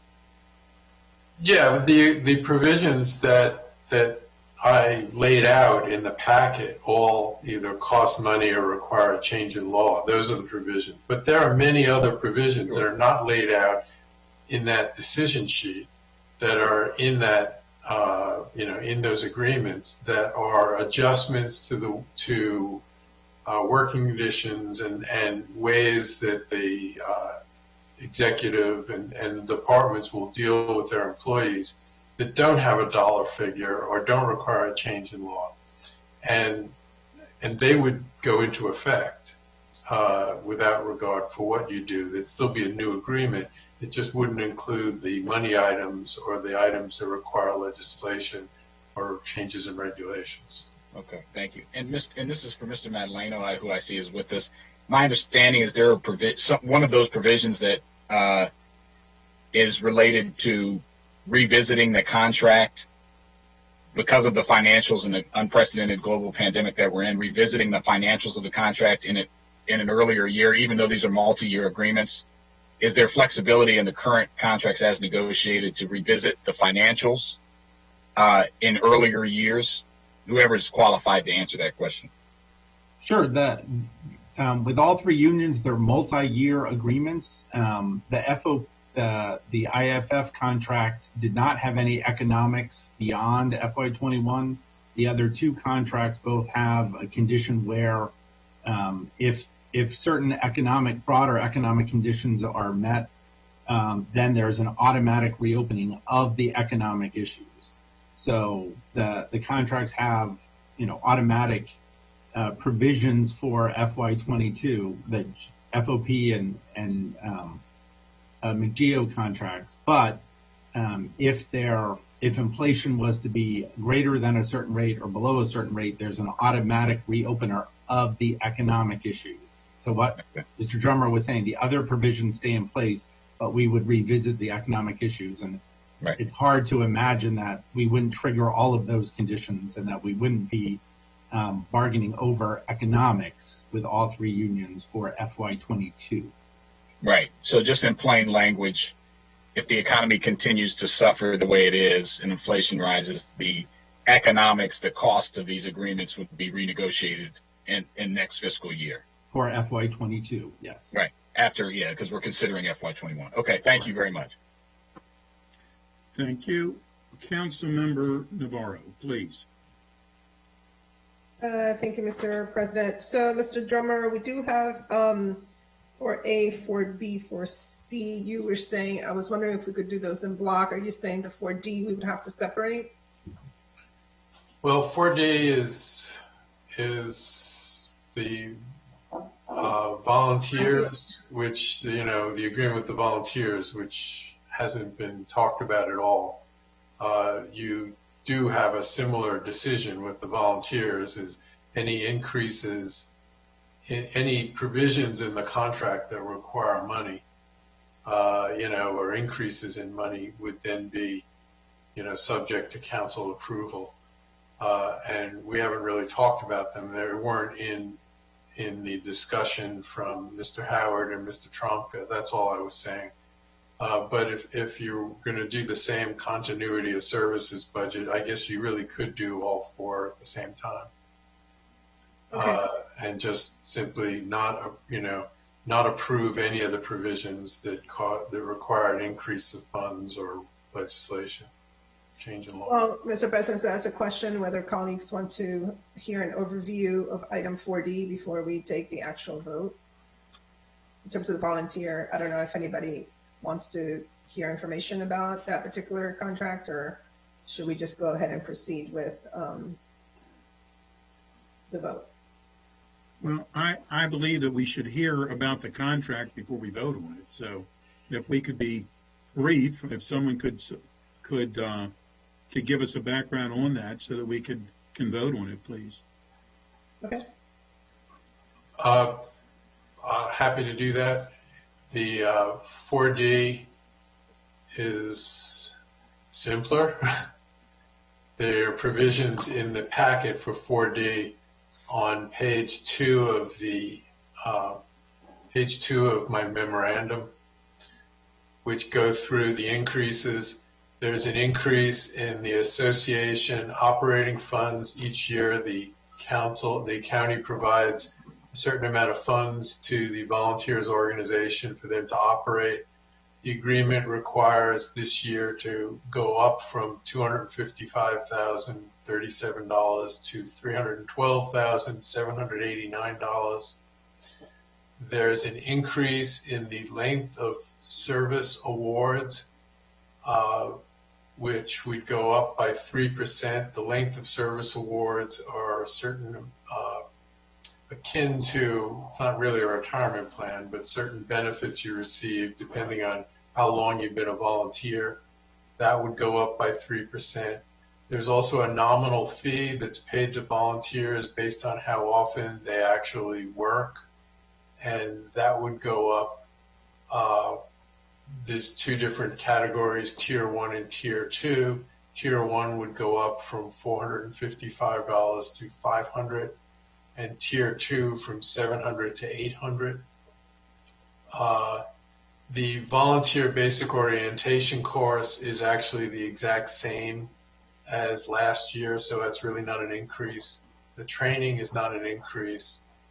And there's a provision that would provide the length of service awards credits for someone who is appointed to the medical review committee. You would earn credits towards your LOSAP payments. We don't actually have a fiscal impact for this. It depends on whether somebody it changes their LOSAP amounts. That's the provisions in the agreement that went up.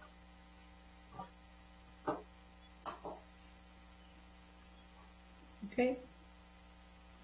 Any questions? Yeah. I have no speakers on this at this point, so.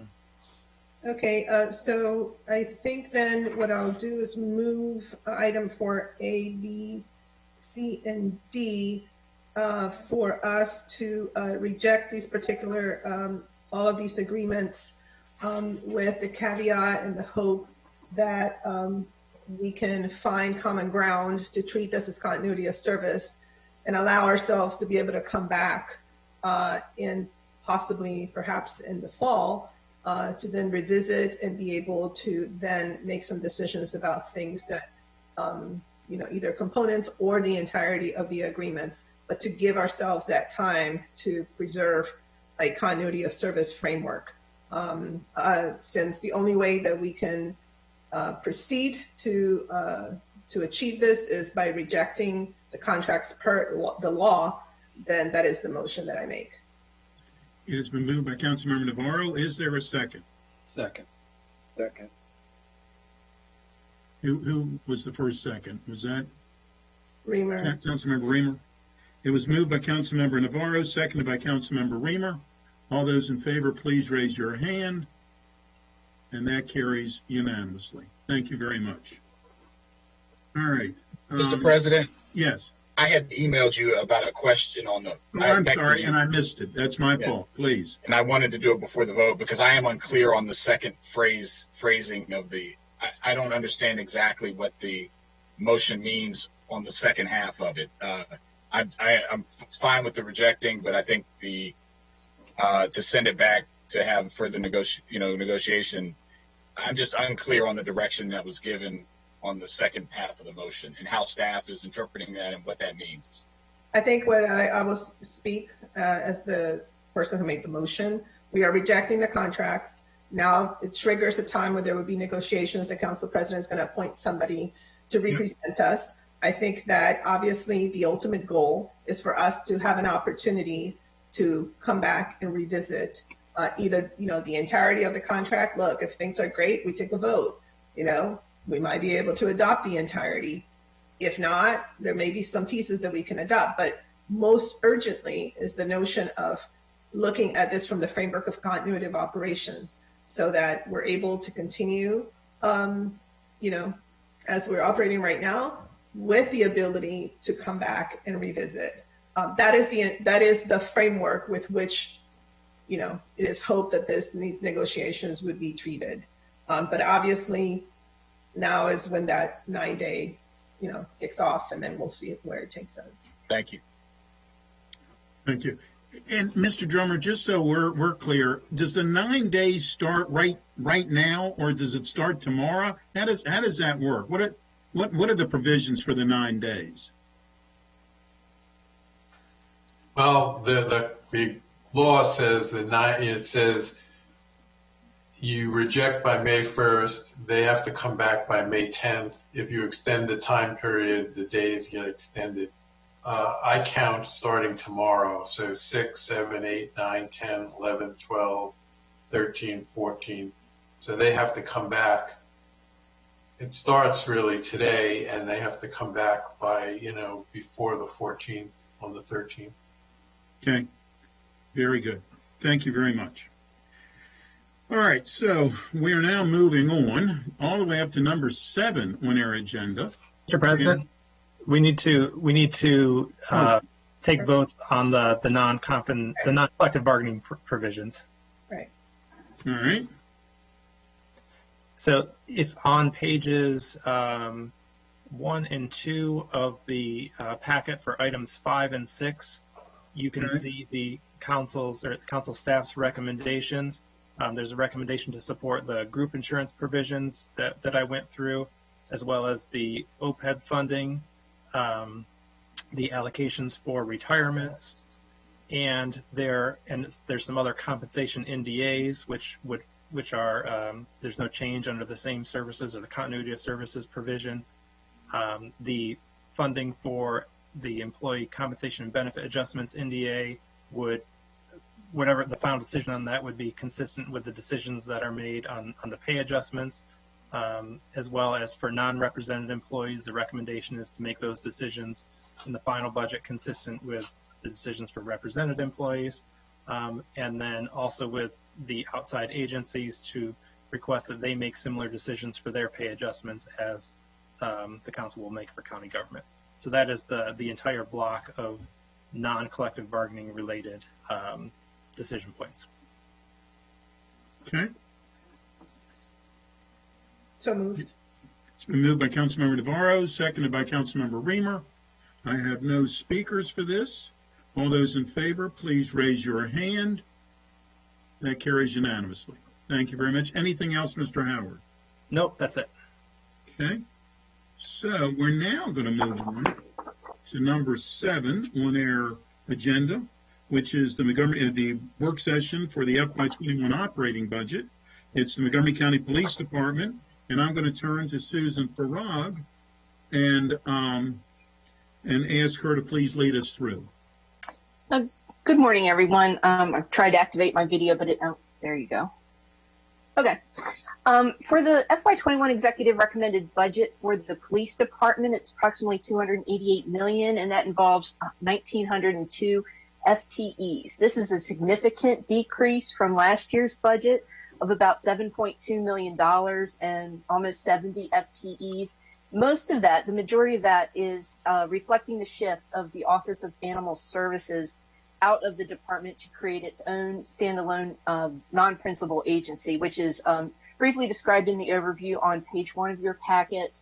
I believe that bill is going to public hearing today for comments. I do not know at what time it'll be acted on. I believe it'll be after the budget is approved, but that bill can be expedited if the council needs it to be.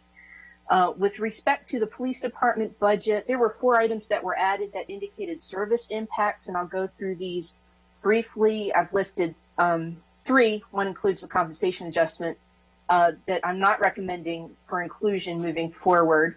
This includes the Police Athletic League positions, which is a community policing initiative that would add staff through the addition of 1 sergeant and 3 police officers. That's for a total of $557,000. There's also an addition of a contractor with security plans for county buildings. This contractor would help develop security plans at the highest risk county buildings for savings of $260,000. And again, the FY21 compensation adjustment would be about $5.3 million, depending on what the council chooses to do. A couple of these are still embedded in continuity of services from FY20. There are 2 items listed that indicate they have service impacts. However, the first one, the mobile video system upgrade plan for almost $500,000. This program actually fulfills a Department of Justice consent decree back from 2000, which required mobile video in patrol vehicles. Most of them are equipped with that, but they still need to install the last 100 patrol vehicles with the appropriate equipment. So the $495,000 is paying for both the additional 100 cameras plus some upgrades in existing patrol vehicles. The cameras were initially required under 2000 Department of Justice Memorandum of Agreement that was related to racial profiling in traffic stops, and it remains a critical component of police accountability. The other addition is a social worker position within the Emergency Communications Center. This position will help provide stress management resources for employees at the ECC, and it adds about $84,000 in cost in 1 FTE. While it is a new service within the department, the ECC specialists, the call takers and dispatchers, experience tremendous stress daily. It's an extraordinarily stressful position, and it does relate to the high turnover that they have within the division. And at times, the stress can potentially result in trauma. These stressors have only been magnified since the pandemic. Council staff is recommending maintaining this or adding this position to maintain continuity of services. There's also 1 item recommended in the budget that's characterized as same services, but it adds 2.1 FTEs, and that's to provide 7 new crossing guards for new schools. And while the positions are new, they're necessary to provide the same services at new schools. Council staff's recommending approval of those items. I'm happy to field any questions that you have. Thank you very much. Ed, first off, is Chief Jones here? I can't see him listed. Is Chief Jones with us this morning? Yes, he is. Yes? Yes, I see Chief Judge, I see you. There you go. Would you like to say a few words, Chief? Good morning, and thanks, Council President Katz and all of the council. I'm glad to see that you all are well. Just wanted to add that yes, we appreciate the information shared in the budget, and that we would highly recommend that those items we think that will be beneficial to much of what we do. For example, with PAL having a great impact in our community policing model, and that we would look to expand that throughout the in parts of the county as time moves on, and we really would like to see a restart of that, of something that we had back in the late 90s that we thought was highly beneficial. And I would also note in regards to the contractor for the security plans, I'm sure there'll be more questions, but we really want to, for the benefit of all of our county employees across the county, with 170 county facilities, really do an assessment of risk factors that pertain to safety of and the well-being of our employees, as well as the visitors that come to those facilities each and every day. So these are, again, something that we think will be beneficial to the department to give us a better idea of how to address these issues as time would move on. So thank you for allowing me to share. Thank you very much, Chief. And let us say that we sincerely appreciate all of your efforts and all of the men and women of your department's efforts for everything that they do, as we say all the time, but especially during these horrible times of this crisis that we're going through. And I also did want to point out about the 7 crossing guards. I think that we, obviously, as much as we need to do a continuity of services, we certainly need crossing guards at the appropriate places. And if we're building other schools, then we need to make certain that our children are safe as well. And with that, Councilmember Giwando, please. Thank you, Mr. President, and Chief Jones. And I can't quite see who else is in there, but hello, whoever's sitting over behind your shoulder there. Yeah, we're all social distancing here. I noticed that. Yeah. Great job. Well, good to see you all, and thank you for all that you're doing. As it's evident to our public, you're out working right now, as are all of our officers and public safety officials. So thank you for what you're doing. I just wanted to. This might be for staff. I really am supportive of the crossing guards, as President Katz mentioned, and because we're adding new schools, the schools need crossing guards. So it is continuity of services. I think that's the definition, as you said. The social worker and the mobile video to comply with the consent decree, just so I'm clear, which I agree with. Obviously, it's a stressful environment before COVID, even more now, and I think having that social worker is critical. Those are the 3 things that you are recommending for continuity of services. Is that correct, Susan? That's correct. Okay, and the other items, PAL and the other items, which are important items, those are not being recommended as continuity of services at this time. That's correct. Yep. Right. I think we've got it right. It's obviously we want to have more, not less, but I think that is consistent and representative with what we've done in other agencies and departments. So I just wanted to clear that up, and I'm supportive of the staff recommendation. Thank you very much. Thank you. Councilmember Friedson. Thank you, Council President. Thank you to the police department, to Chief Jones, and all of the sworn officers who are doing what they do every day. I agree with Councilmember Giwando that once you commit to a new school, you need people to safely get to and from that school. So that certainly falls into continuity of service from my point of view. We've already committed to the school, so we've got to make sure people can get there and get home from there.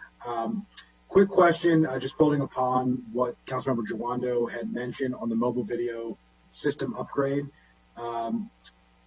Just 2000 seems like a long time ago when it comes to technology. Obviously this is an important issue related to accountability and Department of Justice issues. 2000 seems to predate body cameras by quite a bit. Could we just get some clarity of what the Department of Justice requirement is? Is there a specific timeline of that? Is it just required that the cameras in the cars that don't work get replaced?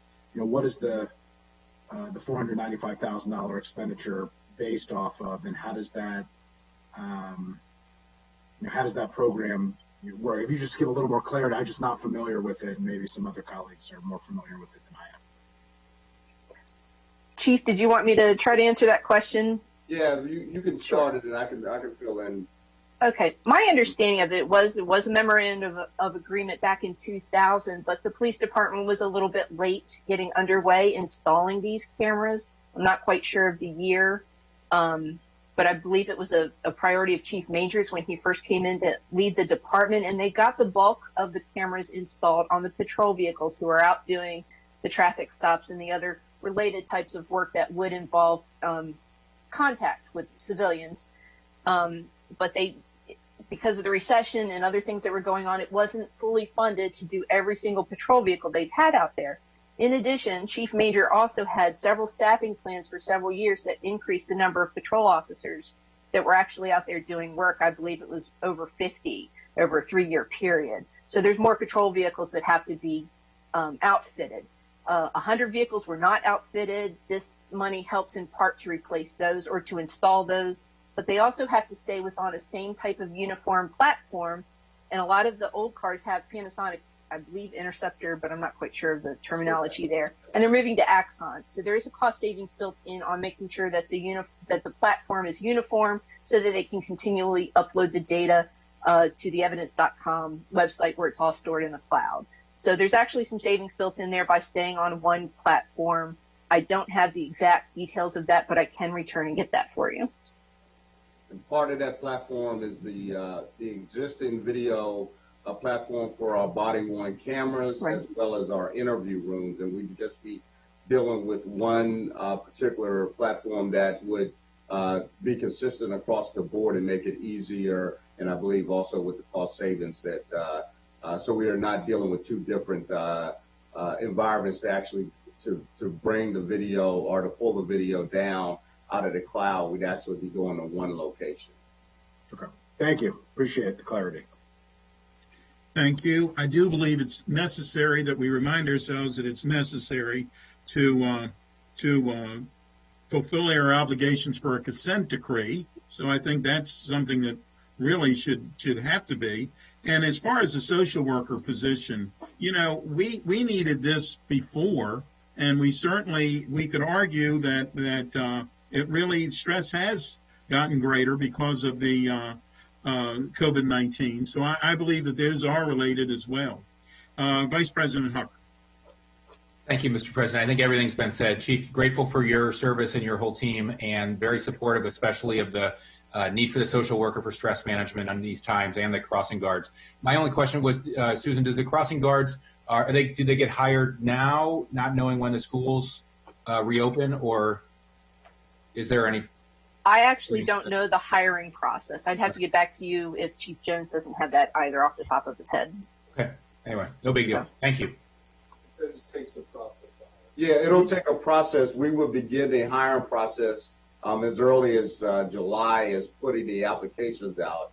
But it would be our hope to be able to get them in place in the fall as quickly as possible. Yes, right. With the school year, right. Right, but we wouldn't be. No, we're not spending any money till the fall. It sounds like. Right? No, that's correct. Right. That's correct. Until they hire. Correct. Thank you. Thank you, Councilmember Rice. Thank you very much, and I will be brief. I just wanted to say that, again, now we're following Vision Zero recommendations that talked about the fact that we're opening schools that may have some of the more dangerous crosswalks, that we have school crossing guards that are there. So we're adhering to a lot of the measures that we put in place instead of waiting until an incident happens before we put a crossing guard there. So great for us and being proactive. Thank you, Chief.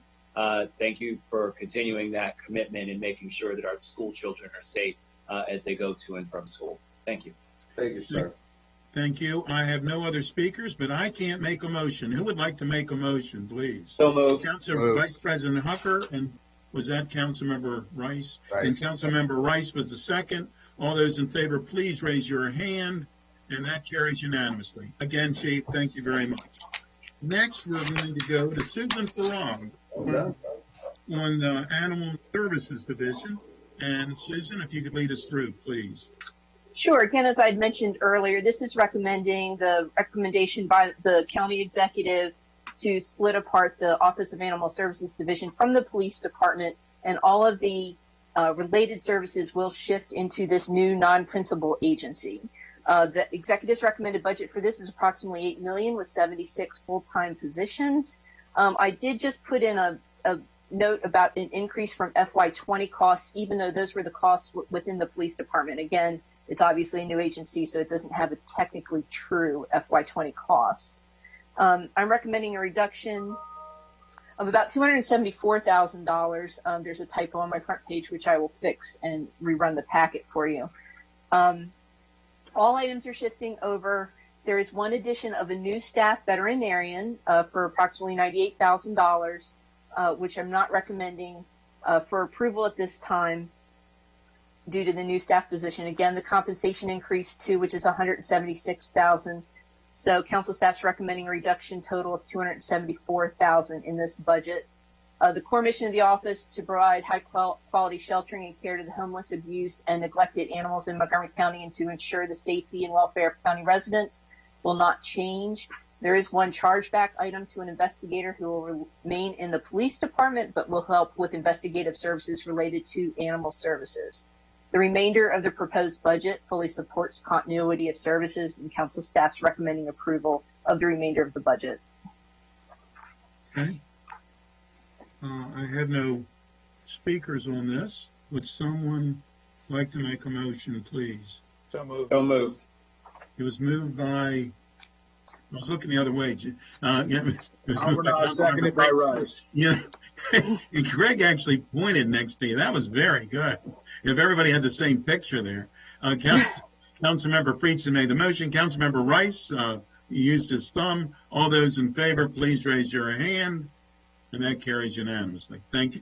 Thank you very much. That shows you should never turn your head with this group. Next is the county executive budget, and that is Councilmember Navarro, I believe. Councilmember Navarro, please. Yes, thank you. We have a county executive budget in front of us. Mr. Howard has prepared a packet. He does include a recommendation for continuity of service that he will share with us. Basically, it just makes the adjustments for compensation. And there are also particular items related to the establishment of the business advancement team, and how there have been some change, movement from the Department of Finance and 3 positions from the community engagement cluster to form the business advancement team. Also, some decreases from shifts of positions to the Office of Labor Relations, Office of Racial Equity, and OMB. But let me turn it over to Mr. Howard to walk us through the item. This is not an item that Geo had gone through. Thank you very much, Councilmember Navarro. As you mentioned, the only continuity of services decrease is the compensation adjustment. Overall, the executive's budget is a small decrease from FY20 levels, but a lot of that is due to, essentially there's a whole bunch of shifts within the budget and different programs and services. For the establishment of the business advancement team, the executive is planning to shift 5 positions from the Department of Finance and 3 from the community engagement cluster to form this team. Of the positions transferred from finance, 2 are charged to the incubator NDA and 1 from the conference center NDA. It's a net increase to the executive's budget of $773,000. However, the shifts are budget neutral compared to FY20. 7 of the transferred positions are currently filled, and 1 is vacant and became vacant as of March 2020. And then aligned with this budget action, the executive has requested Bill 2020, which would formally establish this team within the Office of the County Executive.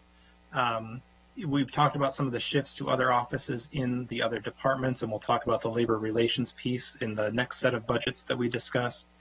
The executive also established an innovation accelerator within this office with existing staff. It shows up in the budget as a shift, but it's taking staff that were part of the CAO's program and putting it into a new program. I wanted to mention this in part because the executive did not recommend any funding for the Innovation Fund, NDA, in FY21, and that was at $750,000 last year. And then the last piece I wanted to mention along with the shifts and movements in this budget is that the executive did propose expedited bill 2220 that would create the non-merit appointed position of Director of Strategic Partnerships within this office and would eliminate the requirement that the CJCC director position be filled by a non-merit appointee. Those duties have been assigned to an existing Assistant Chief Administrative Officer instead, and this item did not include any puts or takes in the actual budget itself and as part of a legislative package, but it all came over in conjunction with the budget, and it would occur in the executive's office, so I wanted to make sure that was identified for the council members. Mr. Klein, are you here to speak on this item? I am here. Good afternoon, everybody. So as Craig said, overall, the funding for the county executive's office for proposed for fiscal 21 is essentially the same as fiscal 20, but there's a lot going on in the budget, including reorganization proposals that the council will be taking up this afternoon. We're creating a business advancement team, which brings together remnants of the Department of Economic Development that had been scattered around the county government. We are repurposing a position to enhance our coordination with the council, something that a number of council members have asked us to do, and that we agree would be very beneficial. We're merging county stat into OMB, consistent with our efforts to integrate budget and performance data, and repurposing a position to build on our successful Innovation Accelerator program. So I appreciate the council's consideration of our budget. Okay. Pass it on to you, Council President. Thank you very much, Council Member Friedson. Thank you, Council President, and to the Geo Chair. I have a number of questions about some of the reorganization. I have sent quite a number of them to Ms. Kassiri last night. I won't go into too much detail here, but look forward to getting some of those answers before we take action on the various bills. I do think there are some real questions here about, priorities and how we move forward and what the council decides to do based on the proposals that are before us. I did want to raise the broad question of there's a position here that we're talking about that is no longer needed. The function is being moved, as we heard earlier, to an assistant CAO. And rather than eliminating the position, which would be part of a broader restructuring effort, it's being repurposed for a function that I think there's some questions of, whether or not those functions are already being done by another position. So I think we need to have some real strategic conversations on that, on the bills, and hopefully we'll have an opportunity to do that. Some of the public hearings are later today, and so hopefully that will be the beginning of that conversation. I just want to put a marker on that because it's very directly tied to this, and it is tough for me to vote on this budget without that, but I will try my best to do that. I did have a question specifically about the Innovation Fund. Last year, this was a significant conversation that we had at the Government Operations Committee. Mr. Klein came in. This was a big priority of yours, which I appreciate. There was a proposal for $2 million. The staff recommendation was to adjust that to $450,000 as a first year, see what happens. We'll take some time to get the process going. And ultimately, there was a compromise by my colleagues. I joked that I compromised on my compromise, and we ended up at $750,000. We were told then, and we approved the appropriation based off of certain criteria of how this process was going to work. Number one, that this process was ready to go on July 1st, that it was ready to rock and roll to start get the wheels in motion. And number two, that it was going to entail a very robust and comprehensive committee that included council staff, included private sector experts, and included members of the executive branch in reviewing proposals from staff members in the executive branch on ways to make government more efficient. And then the idea behind it was to repurpose the savings or regenerate the savings into the account as if it was a revolving loan program. I am not aware of a committee being set up or the process occurring in the way that we were told it was going to happen. And so I was under the impression as we were heading into this budget conversation that the money was unencumbered, the $750,000. And we've recently learned that there are three projects, one for $71,545, one for $105,000, and I think one for about $110,000 in various capacities, but did not go through, at least from what I can tell, because the council certainly has not been part of it or been aware of it, any of the processes that were established, which was the criteria under which we appropriated the funds for this NDA. So I wanted to get some clarity on that of what is happening with that $750,000, what is happening with those projects, and what is the discrepancy between how the money was allocated and how the money is now being dispersed.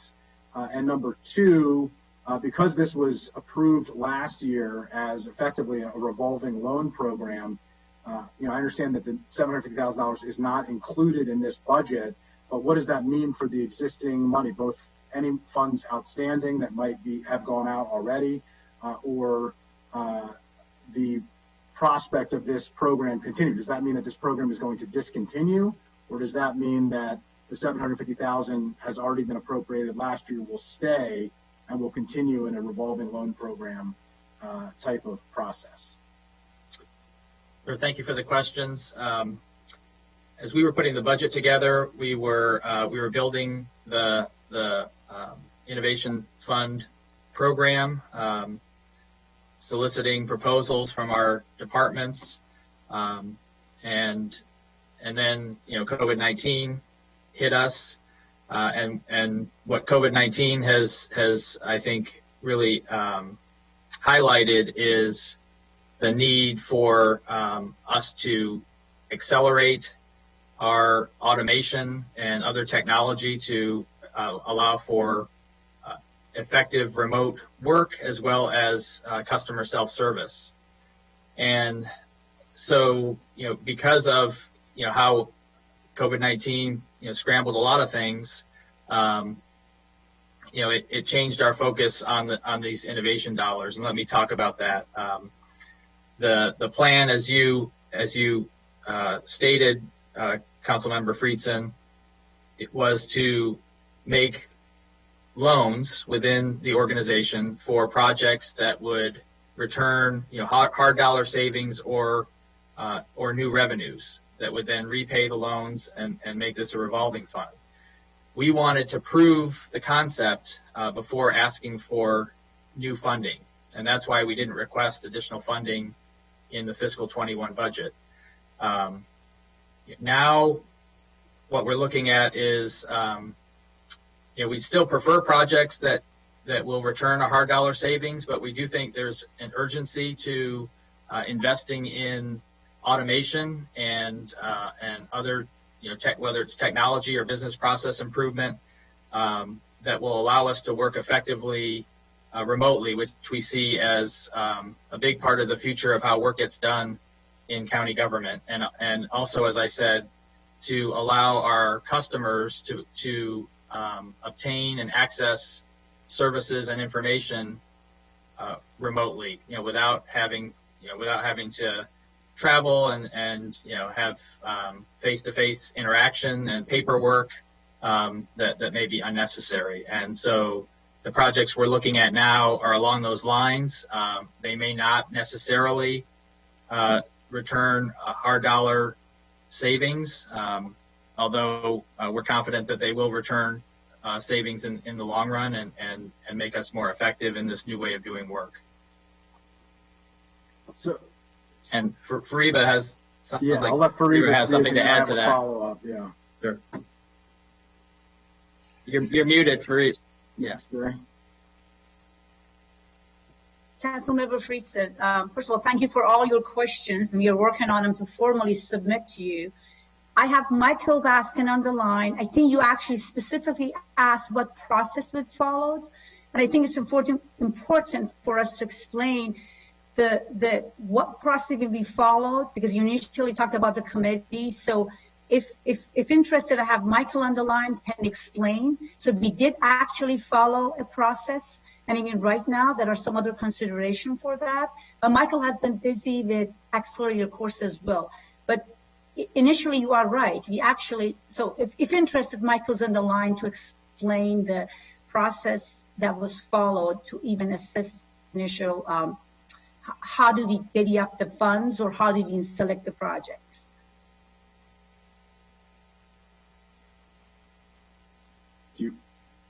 Michael, did you want to share? Sure thing. Hello, Council. Thanks for having me. I'm Michael. I was hoping the first time we got to meet you to present the innovation program would not be me, but a bunch of the wonderful frontline employees who are now part of the Innovation Accelerator community, who are working to make your government and our government more effective and more efficient and more equitable. Your microphone is not clear. Not clear? Let's try this.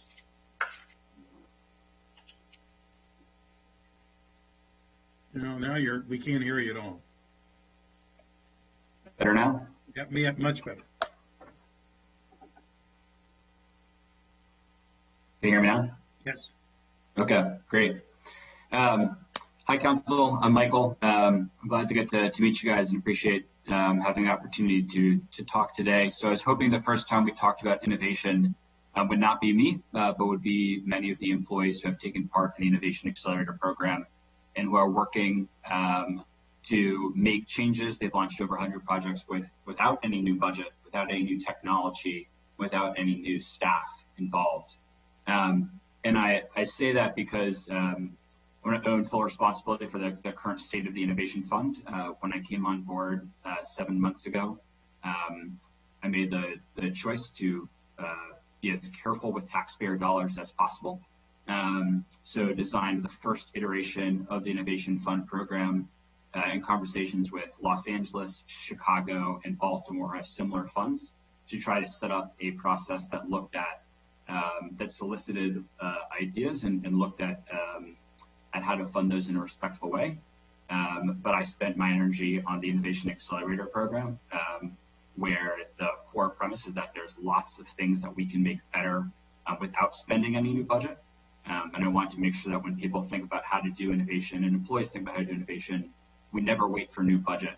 We always try to see what we can do with what we already have. And I appreciate Councilman Reamer, who came to some of those Ignite presentations, and was really looking forward to having them all present when they graduated to all of you. So that first iteration, we received very few submissions. And what we learned is that in order to get really wonderful and robust ideas, you need a wonderful and robust process to get those ideas. So we looked at Bloomberg Philanthropies Mayor's Challenge and saw like the deep human-centered design process in order to help departments and teams come up with ideas that are worthy of funding. I didn't put the time into making that happen as I worked with the Innovation Accelerator course.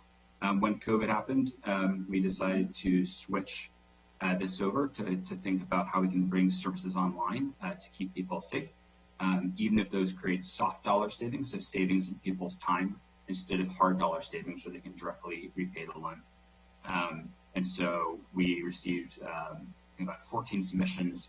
Some of them were actual ideas, other of them were process improvement ideas, which can be done with $100. So that's iteration 1 and iteration 2. But I'll stop there because I want to make sure I answer your questions. Yeah, if I could just chime in, and we could talk about this for a long time. I appreciate everything that you're doing with the Accelerator program. That sounds great, but I am deeply uncomfortable with the Innovation Fund. We appropriated the $750,000 for a very specific purpose. We were told it was going to be ready on July 1st. It's not that there was a waiting to approve the concept. There has not been a start to that concept. This funding without approval from the council has been effectively repurposed without any of our knowledge or understanding. That was not what it was appropriated for. I'm not saying that the 3 projects that have been identified are not worthy projects. Perhaps they are. They seem perfectly fine to me, but it is not what the program was set up to do. It is not in line with what the appropriation was established for, and I just am very uncomfortable with that. The council has a role of appropriating funds. We appropriate those funds for specific purposes. There were commitments that were made, and they haven't been kept. And I appreciate the comment earlier about following a process. But I'm interested in following the process that was presented to the council when we appropriated the funds, and that has not happened, and that is a problem. There was a committee that was supposed to be set up. There was a process by which these were supposed to happen. The soft money versus hard money issue was appropriated under the express understanding and commitment that the intent purpose of this was for savings to be found and funds to be repaid. The idea that COVID changed the dynamic of this fund would be plausible if COVID happened in July. But COVID happened on March the 5th. We were told this was going to be ready on July 1st.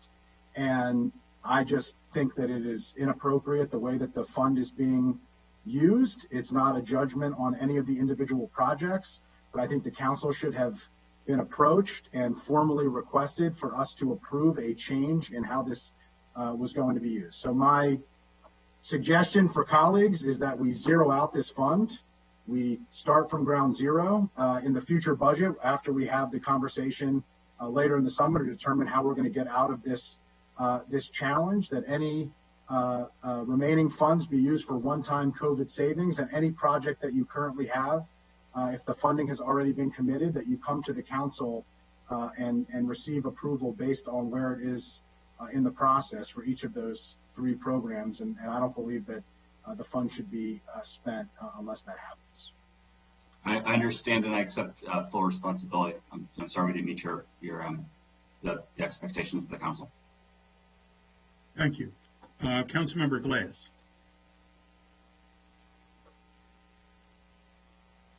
Thank you, Mr. President. I too was interested in learning a bit more about the Innovation Fund.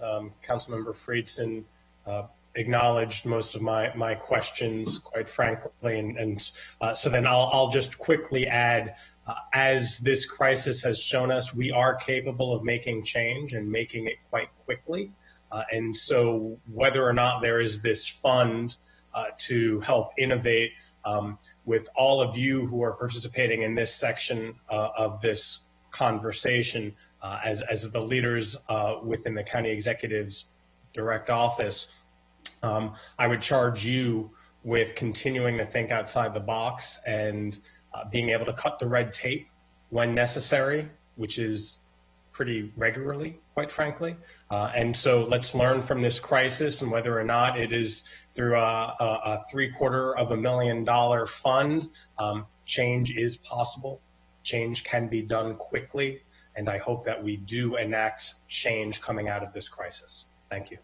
Thank you very much. Councilmember Reamer. Okay, we just had a motion. Did he? I don't think he made a. Did you actually make a motion, Andrew? Sure. If there's interest in joining me, then yeah. Prior. Yeah. Can I clarify real quick? There is no money recommended for the Innovation Fund in FY21.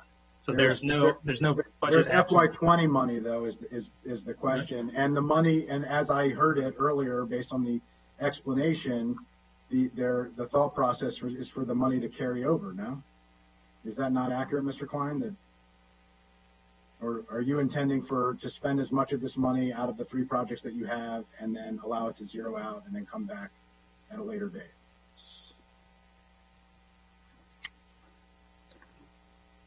Yeah, our plan is to invest the money in projects that are going to make county government more efficient and effective, and then we would come back later with a reconstituted innovation fund program. Don't you have to procedurally? Have you requested a different appropriation or a change in use of the appropriation? I mean, setting aside the merits, it sounds like it's a different use. So we would need to have a request for that. We've been working with Costas, who's been incredibly helpful to help us figure out exactly how to get that to you, and with a full new process. Yeah, just respectfully on that, I mean, the reason why Costas was tuned into this was because I began asking questions as part of our budget process and was thinking about one-time budget savings that could fund COVID-related expenses. And I know several of my colleagues have been engaging in similar efforts, and this had just so happened to be an area that I had focused on among several others, along with council staff. So that process happened because we approached the executive branch based on FY20 versus FY21 expenditures and the questions of savings plans and others. But that doesn't answer the broader question, which is, whether or not this is within the confines of the appropriation as it was constituted. And so I still believe that the executive branch should have approval from the county council on any projects that are spent out of the FY20 funding, that any money that hasn't been committed already should not be spent, and that funding should be repurposed for COVID-related expenses, and that we should allow, as has been proposed, the NDA to be zeroed out before the executive branch comes back to the council for formal approval of how to reconstitute this program and hopefully to follow what is proposed to the council.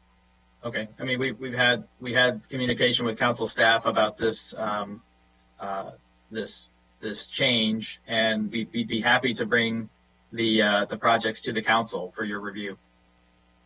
When was the conversation with council staff? It was, I don't know, 3 weeks ago.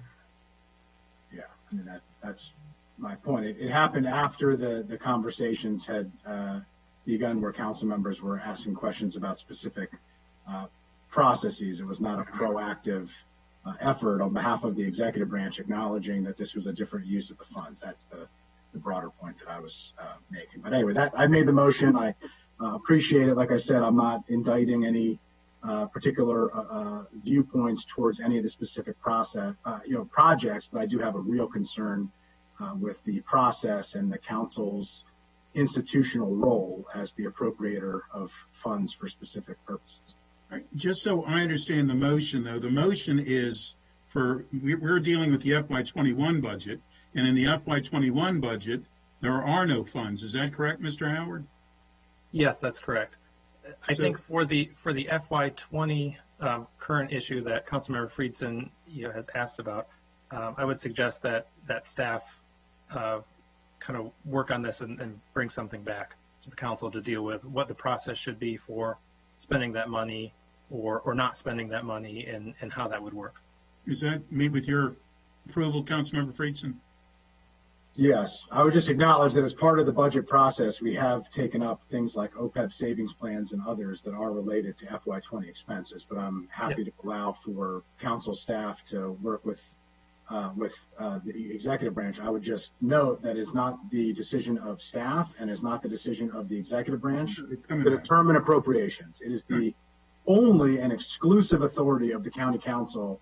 That is what has been missing in this, and I just want to make sure that we acknowledge that. It's been acknowledged. Thank you. Councilmember Navarro. No, I think it's been taken care of. Thank you. Okay. All right. Is there any other? I have no other speakers.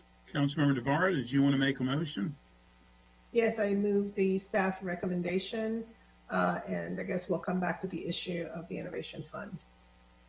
It's been moved. Is there a second? Somebody should second this. Second.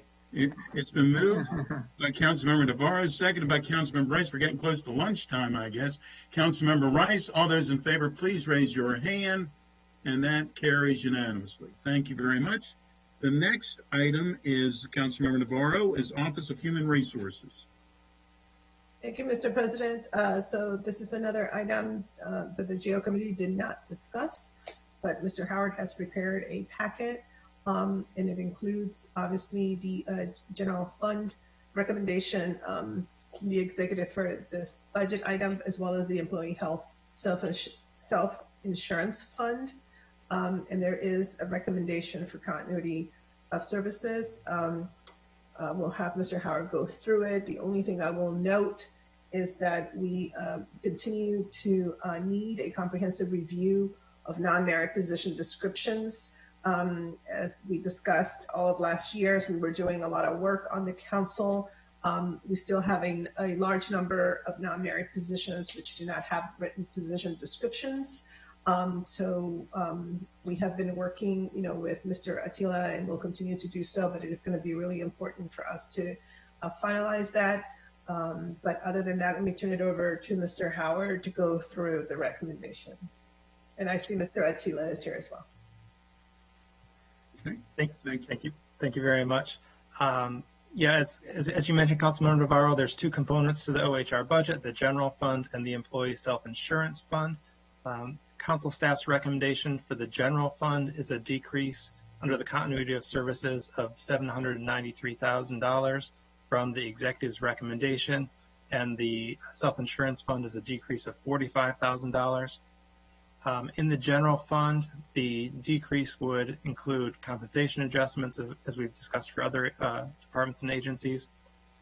It would remove $510,000 for a new applicant tracking system the OHR had planned to implement in FY21, and would also remove $150,000 and 1 FTE for a new management development program initiative. For the self-insurance fund, the only thing that's removed is the compensation adjustments that are charged to the fund. In terms of things that stay in the budgets for continuity of services, there is a shift of over $1 million and 5 FTE from the Labor and Employee Relations team to a new proposed Office of Labor Relations, which we will discuss next. There is a shift of $100,000 in Labor Management Relations Committee funding to a new NDA, which we will also discuss next. And then there's some other shifts that fall within continuity of services from FY20. For the health insurance fund, we noted this during the comp presentation, but there is an increase in the projected healthcare claims cost, and that will be covered by the higher prescription drug rebate revenue. Mr. Attila, anything you would like to add to that? Yes, of course. First of all, hi, everybody. Good to see you all, even though virtually. And I also want to thank you for the opportunity for me to dress up. It's been a while, so this feels good, putting on the jacket. Yeah, I would like to say a few things. As you all know, my key role of my office is to recruit, train, develop, and retain the workforce that the department needs to achieve their goal. Current hiring processes haven't produced pools of diverse qualified candidates, and many positions, as you all know, takes as long as sometimes 90 days and sometimes over to fill, and potentially qualified internal candidates are often disqualified. So these two things that we would like to have in the upcoming fiscal year were going to allow us to be able to recruit easier, smarter, and more efficient, and as well as train our employees. As you know, throughout the various austerity years, the training is the easiest one to cut off, and then we've never recovered from it. And I think our future is going to be severely negatively impacted by not funding our training better. As I don't know if you're aware or not, but current training budget for the county is about $50,000. $30,000 is for the regular training budget, and then $27,000 for employee computer software training. So if we would like to really invest in our future, I don't know how we can do it effectively without having a proper training budget and a program. That's one thing. The other thing, that the applicant tracking system, you know that we have about 45,000 applications. We do about 1,800 hires, and that's about 15 applications a day. When we did the Innovation Accelerator course trainees and a facilitated deep dive to look at this process of time to fill, we immediately realized there are a lot of black and blind spots in the process that we do not have any control over. Having an application tracking system will allow us to put light into those blind spots, and then put more transparency and accountability, so that not only we can improve how things are done when we touch the recruitment on OHR, but when the departments need to do what they need to do, so we can push them to do everything on time and efficiently. We do really believe if we have a technology that is aligned with what we're trying to do, will allow us to hire the right candidate.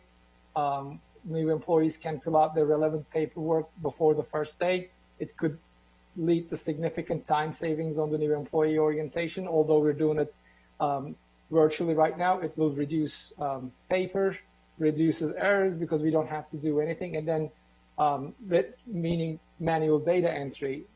And I was honestly very much looking forward to getting the funds to start that process. But obviously, I understand the situation that we are in, and we'll do with what I have if this funding is not given to OHR, and then come back next year. And happy to answer any questions that you may have. Okay, Mr. President, I think with that you have a recommendation to adopt the staff proposal. It is definitely, Mr. Attila, something that we are all agree with you that is so necessary. Of course, given what we're facing right now, it's a framework that we're all working really hard to adopt, which is a continuation of operations, but nonetheless, in the future could, take another look. But I really want to thank you also for all your work. I know it's been kind of a tough year, but you've done quite a bit, and do recognize that those particular items are some that I know the council has also expressed interest in seeing some improvement, and you identify that. Unfortunately, we are where we are, but we'll continue to have those conversations. So there is a recommendation to adopt the staff proposal here. Thank you. It's been moved by Councilmember Navarro. Second. Seconded by Councilmember Jawando. All those in favor, please raise your hand. And that carries unanimously. And the last item before we go on recess is Office of Labor Relations. And that's also Councilmember Navarro. Thank you, Mr. President. So yes, this is the Office of Labor Relations, which technically we need to create. There is a recommendation here. So I'll just turn it over to Mr. Howard, who's on a roll and also has this particular item. We will work through this and then take up the actual creation. All right. The rolling Mr. Howard, please. You'll be sick of me by the time we're done. So this one, as you mentioned, is the funding requested by the executive is $1.6 million. And of course, it would be contingent upon the council approving the bill 1920 to establish the office. And you'll have a public hearing on that this afternoon. And I've also included the funding for the Labor Relations Management Committee NDA, which is a recommendation of $150,000. The way I showed the increases and decreases was comparing it to all the funding that was shifted from OHR in the FY20 budget. So staff's recommendation is twofold. For the Office of Labor Relations, it would reduce the compensation adjustments. It would also remove one FTE and $83,000 for a new Labor Management Relations Committee support position. OMB staff note that several items in the agreements include work that the new office would need to do, and this position is intended to enhance and support that work. There was also an addition of $50,000 for the Labor Relations Management Committee NDA that staff is recommending taking out. This committee was established to foster cooperative labor relations between the county and McGeo employees, and the goal is to attempt to resolve matters that affect bargaining unit employees, both countywide and department specific, prior to bringing them to the negotiating table in that whole process. So there would still be $100,000 in that NDA for that process. It just would remove the $50,000 increase under the continuity of services framework that we are working under. Okay, let's see, Mr. Lichjanki, do you like to make some comments? No, not at this time. Thanks very much. Thank you. Mr. President, if there are no other comments, we do have a recommendation from our staff. I'd like to move that. Thank you. It's been moved. I have no other comments. It's been moved by Councilmember Navarro. It's been seconded by Councilmember Reamer with his peace sign. All those in favor, please raise your hand. And that carries unanimously. A couple unanimously. Okay. Thank you very much. We are now officially on recess. We will come back at 1:30, and when we will start for public hearings. And then we have, I believe, 14 more budget items to do after the public hearings. See everybody back at 1:30. Yes.